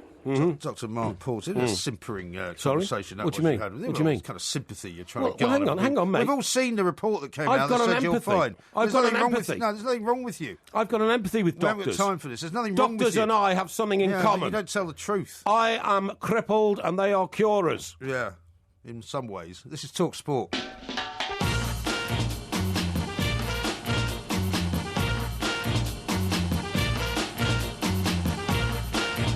This is the two mics in for Hawksby and Jacobs on TalkSport with Papa John's, who are giving you the chance to win €1 million. Go to amillionfans.com and sign up for your chance to win. And there'll be another chance to win a bit of money later on this hour as well. Plus, it's the Porky Quiz, of course, on Leicester. A couple of tweets for you from Gabrielle. Says this: the comet will be visible from a dark place. Does that include the trophy room at Goodison Park? I'm not going to respond to that. OK. Trophy room at Goodison Park has a veritable history, believe me. Does it? Has it got anything in it, though? Well, of course it has. Okay. You idiot. All right. You've called me an idiot a lot today. 1906. You were supposed to be being nice to me for this 2-week period. Oh, was I right? Who told you that, or who told me that? Well, you said you were going to be much nicer to me than you normally are when you're on during the night. No, I didn't. I said providing you act in a civilised... very belligerent character. Providing you act in a civilised fashion, that's fine. But, if you start sort of hurling abuse at me, shouting at me, cutting across me when I'm making salient points to our guests or something like that, then you're going to get it right in the gob, OK? Rob says this: Porky, game over. We all know now your heart condition is a total fake. Stop looking for sympathy. #plank. No, what you know is that Mike Graham stole a confidential report from Dr. Banner himself. It came into my possession. I did not steal it. Yeah. Tried to manipulate the figures within it, which say that one part of the functioning of the heart is 47%. 49%. 49%. No, it's 47, actually. 49. It's 47. No, I'm 49. But that's only one particular valve operation. It's nothing to do with the overall efficiency of the heart. So whatever propagandist Mike Graham... also known as El Fatso in this region, tried to tell you, just ignore it. Shall we go back to the personal listography? Because I know we did talk about the new day earlier on in the show. List the 3 favourite things about your job. Yeah. Because I want you to now give me the 3 favourite things about your job. 1. I've told you that already. No, you haven't. We did this earlier. No, we did this about the new day, but we didn't do your personal 3 favourite things about your job. About my job? About your job. What do you like about it? Number 1. OK. Communicating with the audience. OK. Second, The second thing I like about my job, Yeah. you don't like much about it. No, do you? You can't think of anything. excuse me. The camaraderie, Can't even say camaraderie. the camaraderie and comradeship of my fellow men, broadcasters. What about the women? And women. You don't want to be sexist about it. No, I'm not being fellow man that is. Man as in humanity. Number 3. Number 3? Yeah. Plenty of time for bladderation. Oh, okay. Yeah, 'cause you don't have to work very much, do you? Well, that's your Excuse 3 me. reasons then. Thank you. Unless you're on another radio station, of course. Ben Fletcher has just appeared. There must be some breaking news. Indeed, Manchester United midfielder Marouane Fellaini and Leicester defender Robert Huth have been banned for 3 matches after their clash in Sunday's Barclays Premier League game. That's been announced by the FA. Effectively, they'll miss the rest of the season. Indeed. Sex masochism has a painful end then for them. So that literally, for Fellaini, he's on the beach, isn't he? He certainly is. Are there any beaches in Belgium? Well, of course there are. Are there? I don't think there are, really. Well, you don't think any beaches in Belgium? I'd have to double check. Man-made, presumably. I went to Belgium once to the Belgian Beer Festival in Ostend. Yeah, of course you did. It was brilliant. I fell off a balcony. Where do you think Ostend is? Ostend's in Belgium. Yeah, but how do you get there? Well, you get there on a ferry from Dover. Would you then expect the ferry to land somewhere in the middle of a landlocked country, or do you think it has a coastline? No, listen, just because a country has a port, it doesn't mean it's got a beach. I wouldn't swim on any beach that was close to ferries coming across the North Sea, because it'd be filthy oil deposits floating around in the sea, and I wouldn't immerse my body into that sort of place. Well, there's a kilometre-wide sandy beach in a place called Depan on the Depan. North Belgian coast. Oh, yeah, that's as famous as the Bondi, isn't it? Eh? Well, I mean, there was also, look at that beautiful beach. Look, I mean, it's like Normandy, isn't it? Because it's not very far from Normandy. That's just a sandy esplanade. That's not a beach. And Belgium has if that's a beach, why isn't there any people lying on it in bikinis? Because it's maybe taken in the winter. Well, maybe it's just not a beach that people go and use. There are lots of beaches in Belgium. I told you, your inaccuracy scale has gone off the scale for today. I have to tell you. I think not at all. Do you know what Mr. Townsend told me once? What right? did he tell Andy you? Townsend. Andy Townsend. He honestly said, and it's a bit hard to believe this, 'cause I'm not accusing Marouane Fellaini and who's the other chap who's Robert Huth. Robert Huth Yeah. of in this. But he said there was a bit of hair pulling, a bit of elbowing, and all that sort of thing. It was all instant stuff. It was all reactionary stuff and all that. Now, what I'm saying is this. And he said that in his day when he played, there were some guys whose attitude to their job was so poor that if they had 2 games to go till the end of the season, they would deliberately get in there, right, bit of brutality, you're banned, 3-game ban, and literally say to the lads at the end of the game, thanks, fellas. See you in September, or see you in August, something like that. I don't think that was the case here, though. It was not the case. This was a sort of a title-winning opportunity for Leicester. Oh, absolutely. I'm not accusing either of them of being involved in that. What I'm saying is, at this time of the year, when you get banned, your season's over. I'm sure it's much more professional these days. I'm sure both managers will insist they stay with the squad to the very last moment that the campaign's over, for obvious reasons. Although, Leicester-Everton, which is coming up this weekend, of course, I mean, you're not going to expect Leicester to be playing all-out football, are you? I mean, they'd probably quite like to win. Well, I would think they will. I would think they will. Surely they will want to put on a huge party for those fans. Oh, they'd like to, yeah. And I mean... But will it be harder for them now that they've won the title to be quite as driven, perhaps, as they were before? Who caused the row this week when... I think Delafeo's out as well, by the way. He's injured, isn't he? Yeah, he is injured now for the rest of the season. Yeah. I think it was Big Sam, wasn't it, who indicated that he thought the Crystal Palace team might have been on the pop, I think it was. He suggested that before they played Newcastle. Because they'd got through to the FA Cup final, and therefore there was only 1 game left in their focus of the season. Yeah. Now, I suppose... Subsequently, he may have been proved correct since they lost to Newcastle.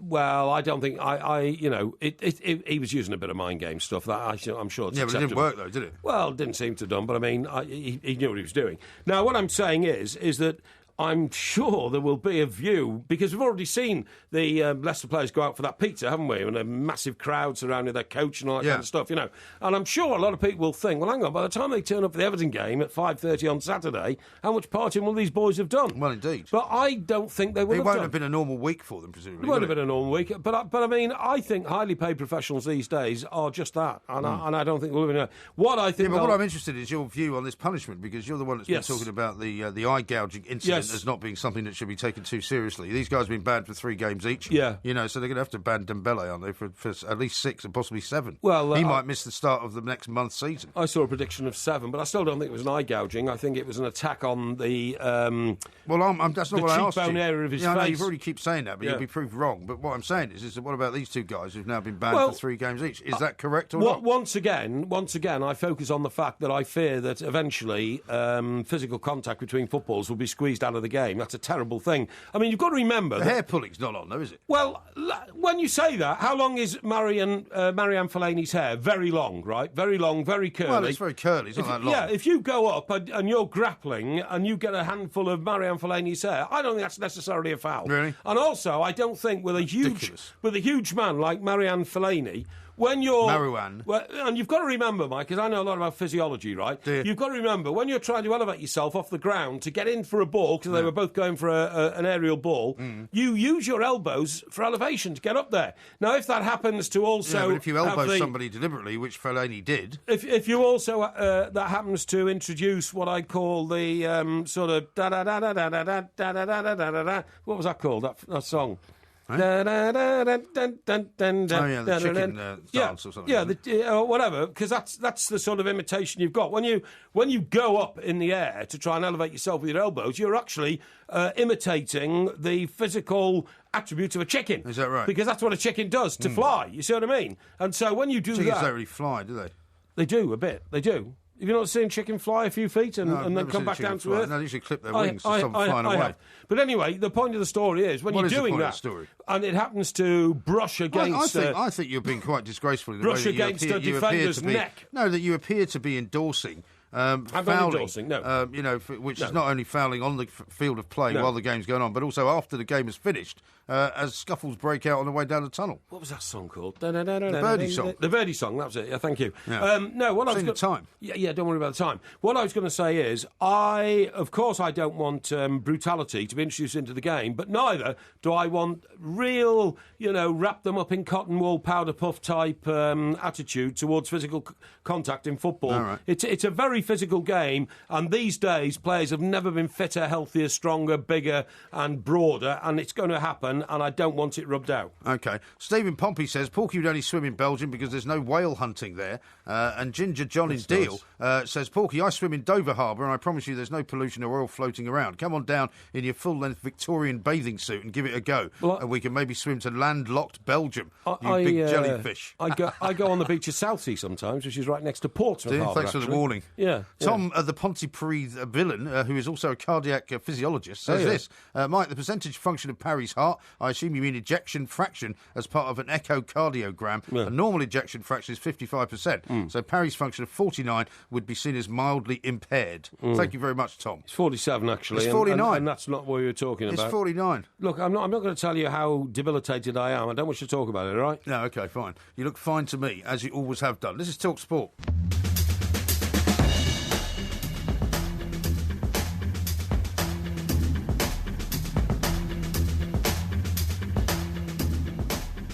This is Talk Sport. We are the two rights. The Porky Quiz is getting ever nearer. It's going to be all about Leicester, of course, the champions, the people's champions, some people call them. Very timely. And we're going to talk to a man right now who has actually honoured the manager of Leicester City FC with a special dish. Indeed. And he is, of course, the one and only Mr. Aldo Zilli. Indeed. Aldo, very good afternoon to you. The one and only. Yeah, one and only. Yeah, absolutely. Aldo, what a tremendous... very well indeed, thank you. Great to have you on the show, and this is a very, very timely tribute, isn't it? Well, the man deserves everything he can get. He's made history for Leicester, England.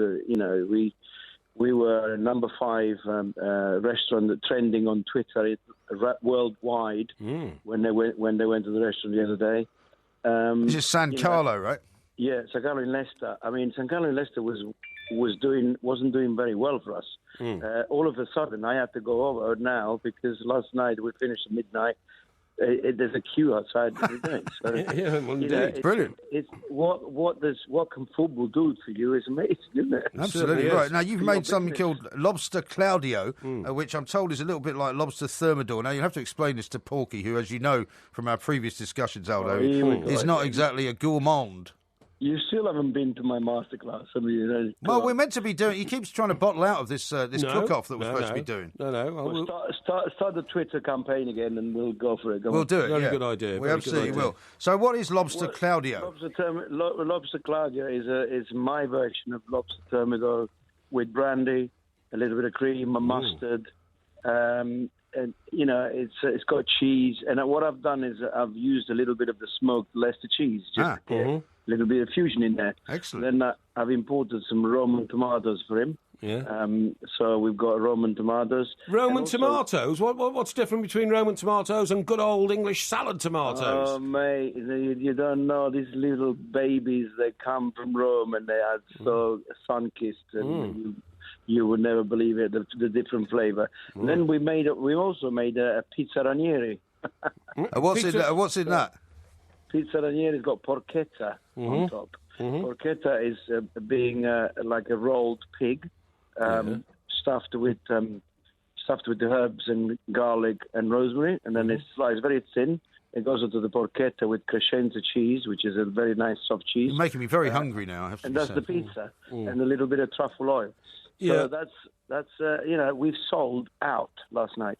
Well, I'm sure you did. Now, Aldo, you're doing all this with clenched teeth because, of course, we all know that you are a devoted Chelsea fan, and to see a team that wears almost identical colours to yours to be, claiming the Premier League Championship and really the centre of worldwide attention now must be a bit galling for you. Well, if you look away and you look back, you could almost pretend that it's a Chelsea team, but we were very. I'm actually here now in the Chelsea ground. Oh, as I'm talking to you, ready to go to the gym. But I think that Hazard not scoring for so long, and all of a sudden he got a lease of life. He did, and he scored one of the best goals of the season. He's done Ranieri the world of good, and Ranieri deserved it, to be honest. There was a certain kind of goodness about the fact that it happened at Chelsea, where Ranieri was a manager, before the sort of the new dawn, if you like. I know. I just tried to get the tickets for the 15th, the Chelsea game, the last game. I've got no chance. Even I can't even sit in the Leicester stands, in the Leicester seats, because it's packed solid. So that that tells you the football's coming home again, I think. It does, doesn't it? Now, San Carlo in Leicester is probably because it's out of the metropolitan elite-type restaurant areas of London. Has it ever been reviewed by somebody called Jay Rayner, I have to ask? No. We don't allow people like that in. I see. You know who Jay Rayner is, do you? No, he's too fat to go through the door. Well, funny you should say that. Very harsh. He objected to me asking him the other day, Aldo, something which I'm going to ask you now. Do you think it's right that the Ritz Hotel serve McCain's frozen chips to their customers and their fish and chip dish? Well, there's nothing wrong with McCain's chips. Well, I said exactly. But I mean, there's he refused to answer the question on the grounds that we hadn't told him we were going to ask him it. Yes. No, I know. Yeah. Ever since I'm afraid our Twitter. Ever since Monday, our Twitter followers have been giving a terribly hard time. He's been blocking loads of people because he's a bit pompous. Don't worry. Now, something else I wanted to say to you, Aldo. This lobster Claudio, right? Half lobster thermidor, Roman tomato salad, £15. £15. Now, that to me is really good value for money food. Especially created by me. Yes, exactly. San Carlo in Leicester was, as I said, it wasn't doing very well. Now the chairman, I spoke to him last night when we saw the madness. He's now closing it in 2 weeks' time and refurbishing it for the wags. Now we're going to have the wags, aren't we? Well, you've got to have a wag or two, or otherwise, you're not keeping up with times. It's very famous for that, isn't it? Well, indeed, it is. But I mean, it seems to me that, and it's a really serious point, this Aldo, that Leicester have not just won the Premier League Championship; they have revived commercially the prospects for the city of Leicester. Oh, you know what? There's such a buzz. I've been there for 2 days. It's been the most. It was like winning the World Cup. It was like winning a war. Yeah. It really was. And do you think this? People are Do you so think? happy. And do you think the Ranieri? I mean, I'd be surprised if you didn't do well with that Ranieri pizza wherever else you wanted to do it, I like agree. in London as well. Well, I wouldn't be surprised if I couldn't put it on the supermarket. Yeah, I agree. Get it on the website. Start selling a few 100,000 and retire. Churn them out. Exactly. Listen, Aldo, we'll be in touch. We must do this cook-off. Won't let Parry get away with it this time. I can't believe that we're still talking about it. I know. Shocking. Absolutely shocking. Let's go get on and do it. That's right. You're absolutely right. The pizza Ranieri and the lobster Claudio. How about that? I'll teach you both of those. That would be brilliant. I'd like to see Porky trying to make a pizza. That could be very amusing indeed. Aldo, good luck with it all. Thank you very much indeed. Aldo Zilli, the man that owns San Carlo in Leicester. That's right. Where they've created Lobster Claudio in honour of Claudio Ranieri. I don't eat lobster, but I've eaten lots of pizza. Yeah, I'm sure you have. Lots and lots and Well, lots. we'll see if we can get you to make one. That Ham might and be very... pineapple's my favourite. Ham and pineapple doesn't Love it. surprise me. Love it. Favourite for all 10-year-olds. Love it. This is Talk Sport.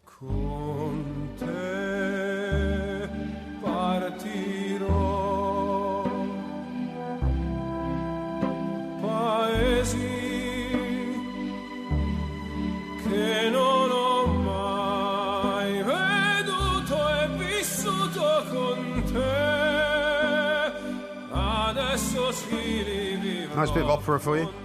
I like that. I like a bit of opera. Do you know who it is? Yeah. Do I know who that is? Yeah. That's that's the Italian guy, isn't it? Very good. Yeah. Yeah? Any idea of a name? Botticelli. Botticelli? Yes. No, that was the painter.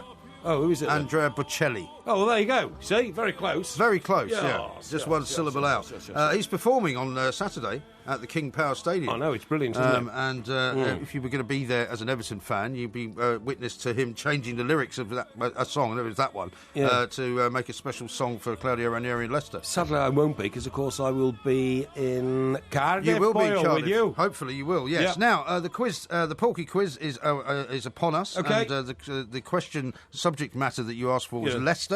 Yes. And so I hope you are prepared to answer many questions, 10 in all, about Leicester. Indeed. Good. Now, if you get one correct, you will hear this sound. Dilly-din, dilly-don. Yes. If you get one incorrect, you will hear this sound. You forget, you speak about blah, blah, blah.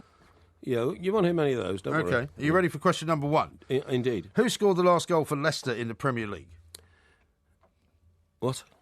Who scored the last goal for Leicester in the Premier League? Well, the last goal for Leicester in the Premier League hasn't been scored yet. What do you mean? Well, they're playing Everton on Would you like Saturday, me to restate the question? And then they're playing Chelsea. Would you like me to restate the question? Yeah, if you wish. Who scored the last goal for Leicester in the Premier League?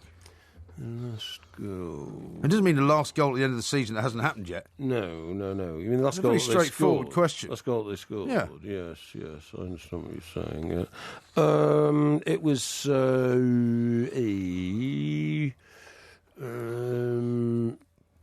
I'll have to hurry you. It was. It was. Give me a name. Drinkwater. Incorrect. You speak about blah, blah, blah. It was the captain, Wes Morgan. Wes Morgan, Yes. that's right. It was, yeah. Question number two. What is the name of the Leicester owners' polo team? What? What is the name of the Leicester owners' polo team? I mean, you've read everything about Leicester this week, Hang right? on, excuse me. When we talked about this debate, Yeah. it was on Leicester. Leicester, yes. So I tried to say to you, do you mean City of Leicester? Do you mean Leicester City Football Club? Do you mean Red Leicester? Do you mean Leicester Piggot? Because you have these devious ways of doing things. I don't put the questions together. And you said Leicester. It's about Leicester. What is Right. the name of the Leicester owners' polo team? Do you mean the man who owns Leicester, the city? I believe the man that owns Leicester Football Club is what Leicester the question City means. Football Club? Yes. He has a polo team. What's it called? Where is it based? I don't know. It's not in the question. So you don't even know anything about the question, then, do you? Well, really? I'm only reading the questions. I don't put them together. Right. I would say Yeah. it is called the Foxes. You forget, you speak about blah, It's blah, called, blah. it's called something other than that, but I'll give you half a point for that.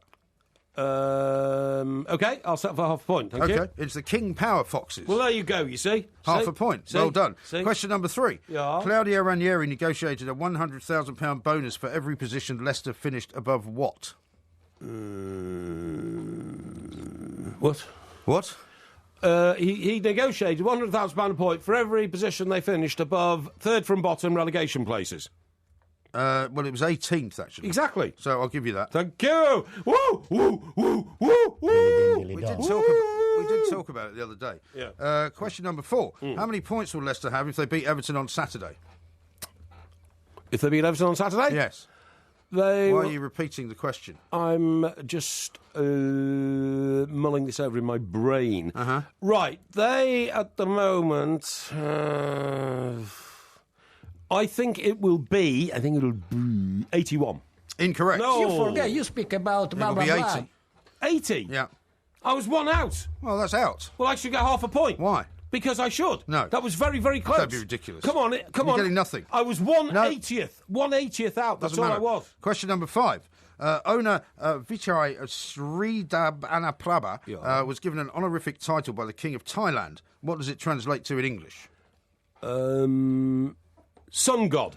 Incorrect. No. You forget, you speak about blah, blah, blah. Light of progressive glory. The same thing. Not that at is the all. same thing. No, it Believe isn't. me, in the translation, No. it is the same thing. It isn't. 1.5 do you out of speak 5. Thai? Do you speak Thai? I am only giving you what's written down in front of me. It's the same thing. Don't worry. Question number 6. N'Golo Kante has the most tackles in the Premier League. What's the number? Tackles? Tackles. Statistics, this. Yeah, no, and this is all about Leicester City Football Club. You told me about Leicester, the city, so I I'm didn't doing say pretty what well. it was about. Right, number of tackles during the course of the season over what is now 36 games. He tackles an average of 4 times a game, so 4 times 36 is 120 plus 24 is 144. Knock off 5, because not every game is 4. 137. Incorrect. No. You forget, you speak about blah, blah, blah. 158 is the correct number. That was close. Yeah, not that close. That was very, very close. Question number 7. Yeah. Where was Riyad Mahrez signed from? Mahrez came from a down market continental club, right? Down market? Yeah. That's a bit harsh. Is it? Mahrez. What do you mean, down market? Well, I went. Let me just think. Mahrez. He came from. I'm searching the. I don't think you call him down market. Back of my brain. Now, hang on. He came from. I think he might have come from a team that's very much in the headlines at the moment. Atletico Madrid. Incorrect. No. Blah, blah, blah. That's hopeless. What? I'll give you a clue. They also have a ferry terminal. Ostend. Well, that would be Belgium. Le Havre is the correct answer from France's Ligue 2. I told you they were down market, and I said that, and then you said, no, I wouldn't describe them as down market. Well, I wouldn't describe them as down market. I would. Le Havre, they're one of the least known football clubs in the world. I could play for Le Havre tomorrow, right? You'd be playing for 1/3 of Le Havre, presumably. Question number 8. What was Claudio Ranieri's last club? Ooh. As opposed to the team he managed, you mean? It's a pretty straightforward question. Well, he what was obviously Claudio Ranieri's Greece, last and he club? got sacked after they got beaten by the Faroe Islands. And before that... Sorry, do you mean in England, or...? I can't elaborate. His last club. What was his last club? Now, before that, of course, he was... I know what it could be. I think Monaco. Correct. Hooray! Woo, woo, woo, woo, woo. You only know that because I told you the other day. No, you did not. No, I knew did. that. I knew that because... You said you didn't know that when I told you the other day. I didn't say that. I knew that perfectly because I study the fortunes of some French clubs. Yeah, okay. Question number 9. How many days have Leicester topped the Premier League table for? This season? Yes. Well, obviously this season. I haven't topped it before. It's quite a few. Quite a few. Now, let me just think this through. How long does the season last? It lasts about 8 months. 8 3 is 240. Right, OK. Now, you've got to give me 5 days either side. Is that agreed? No. Why? Why? You have to get it right. Right, OK. Absolute rubbish. Why should I give you 5 days either side? Because you should. Because it's a long and complicated 5 days equation. is an entire working week. I would say... that means we could do next week for H&J as well and just say, well, we just started the 5. OK, I'm going to tell you now. It is exactly 236. You forget, you speak about blah, blah, blah. Incorrect. What are you laughing at? 137. I knew there was a 36-7 in it somewhere. So you've currently got, let's see, 2.5 points out of 9. Yeah, that's I pretty predicted good. 4 out of 10. So, can you make it 3.5 out of 10? Probably. With question number 10, which is, what is the population of Leicester?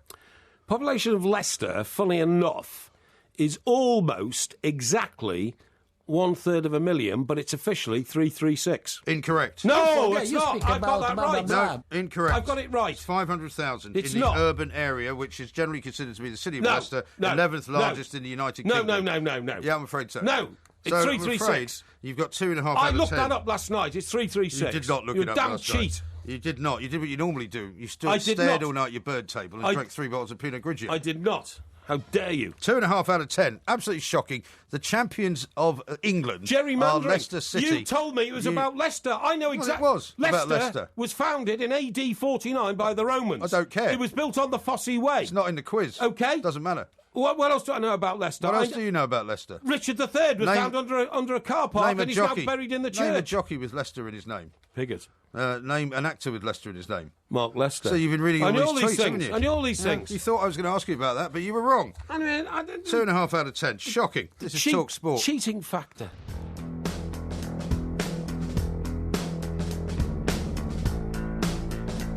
This is Talk Sport. We are the Two Mics Drive coming up, of course, with Danny Kelly and Darren Goff at 4 o'clock. They'll be looking ahead to Liverpool's game tonight against Villarreal. It's the second leg of the Europa League semi-final. Can they get to the final? Let's talk to Tony Evans, a big Liverpool fan, but a man who knows an awful lot about big European nights at Anfield. Tony, very good afternoon to you. Hi, chaps. How are you? Yeah, Tony. not Pretty bad good. at all. I've been reading that Jurgen Klopp says that the massive celebration that the Villarreal players got involved in at the end of the last game when they got that last-minute goal is not going to be extra motivation for the team. I think it will be, won't it? Oh, it should always be, shouldn't it? It's one of those things that should drive you on. When you see them behaving like that, you think, all right, let's put them in the place. Yeah.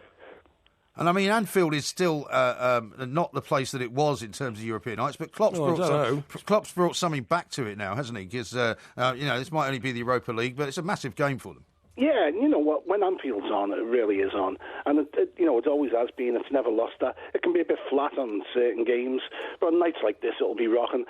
What I think after the Dortmund game, though, I think Villarreal will be much more prepared for an intimidating atmosphere, and they'll be, saying, right, okay, let's not be overwhelmed by it. In my view, Tony, this will be the golden opportunity because games are running out. For any of those Liverpool players who worry about their future at Liverpool under Jurgen Klopp to make an impression tonight, because there can't be a better stage in which you can sort of say to your boss, look, I've got the heart to do it. Well, exactly, and there's a fair few of them who you should be worried. Yeah. I think the most interesting one of them all is Daniel Sturridge. Yeah, exactly. And, whether he's picked some starts, I don't think he will. But if he plays in a game like this, Firmino as a false nine, you've got to wonder about Sturridge's future. Well, you have, and the last time we saw him, he just looked like he was not at the races, didn't he? I mean, he could be forgiven being a bit off the pace for not getting as much football as perhaps he deserves, but his touch seemed to have deserted him, and he just didn't seem to be able to get anything right. Yeah, well, when he doesn't feel right, when he doesn't feel on the top of his game, it affects his whole mentality and affects his, the way he does things. So you wonder about that, whether he's actually been pushed into it. I mean, when Rodgers was there, the owners loved Sturridge so much. Basically, he could pick himself, choose when he played, do anything he likes. Yeah. Klopp has come in and gone, I'm not having this. Yeah. And, I wouldn't say he's bullying him into playing, but there's certainly far more pressure on Sturridge to play now than there was before. There was. Now, I know it's a big night tonight, Tony, but basically, you Liverpool fans can't wait for this season to end, can you? Because you really want to know what's going to happen next season, and the sooner the rebuilding process gets underway, the better. Well, yeah, I mean, the one thing that Klopp will have, he'll have control in the transfer market, which he couldn't always say of his predecessor. And so some of the people in the infamous transfer committee whose influence on the buys, it didn't seem great. They've been sidelined, and now we'll see if Klopp can bring in people he wants. And, he'll be able to live or die by his own players, and that's the way it should be for a manager. Yeah, but you say that, Porky. I mean, actually, they're only 180 minutes away from being in the Champions League next season. I'm not knocking that. So you don't want to knock the Europa League to this extent. I'm not. Because Tony, what I was going to say, I bet you if someone had come to you 6 months ago and said, Liverpool will be the sole English club in Europe flying the flag after everybody else has been knocked out of every other tournament, you'd be amazed. Yeah, well, I mean, my view is always, I'd rather see them win a cup than finish in the top four. I'd rather winning the glory. That's what it's all about. Yeah. I mean, otherwise football doesn't matter. That's what Leicester have proved. Glory is what it's all about. And so yeah, I'm excited about tonight, and I'm excited about the potential final. And with the added bonus, if that gets you into the Champions League, you can kind of put two fingers up to that top four slot. Yeah, well, you sort of can, but at the same time, Tony, you told me before that no matter what happens to Liverpool in this competition, even if they win it, you expect half of that team to have disappeared by the time the new season starts. And I tell you the other thing, Tony, this applies to me as well as an Everton fan. So if somebody had ever told me that you wouldn't be able to attract a player to one of the two Merseyside giants from Leicester, I wouldn't have believed them. But that's the way it's going to be next season. It's going to be very, very competitive in the transfer market. Well, yeah, even more so because the new television deal means that, no club in the Premier League needs to be financially bullied by anyone else. And, and the big clubs traditionally did that. So, yeah, it's going to be tougher. And that's where, what we'll see at Anfield, and we need to see at Goodison as well, is whether they've got the cleverer football people who can spot players. Yeah. We might even see a return of scouting. Oh, my God. Yeah, that's right. Well, Leicester have brought that back into fashion, haven't they? So maybe people will copy them. But Tony, if say, for example, it was all to go as planned and Liverpool get themselves into the Champions League, you wouldn't fancy this team that they've got currently doing very well in the Champions League next season, would you? No, you wouldn't. But like I say, Klopp's going to have the ability to make changes during the summer, and it might be a very different sort of squad by the time September rolls around. I also think there is a fair amount of still potential in this squad, and whether it'll ever prove itself is anyone's guess.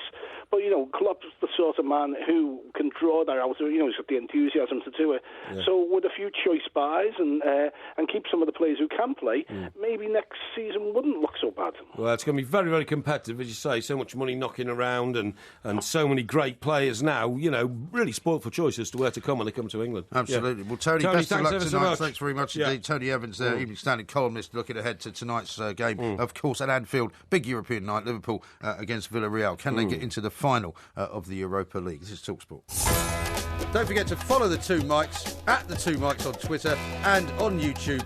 Just look for Two Mics TV. Hi, boys. I'm Mike Parry, Graham. Mike Graham. What size shorts do you wear? Sorry? What size shorts do you wear? Bermuda-ish. Why did you say a little after 10 minutes from now? A little after 10 minutes, yeah. Well, 12 is a little after 10, isn't it? No, 12 is 12. You're saying that it could hold 10 gallons? 10 gallons, yeah. That's why they've called it a 10-gallon hat.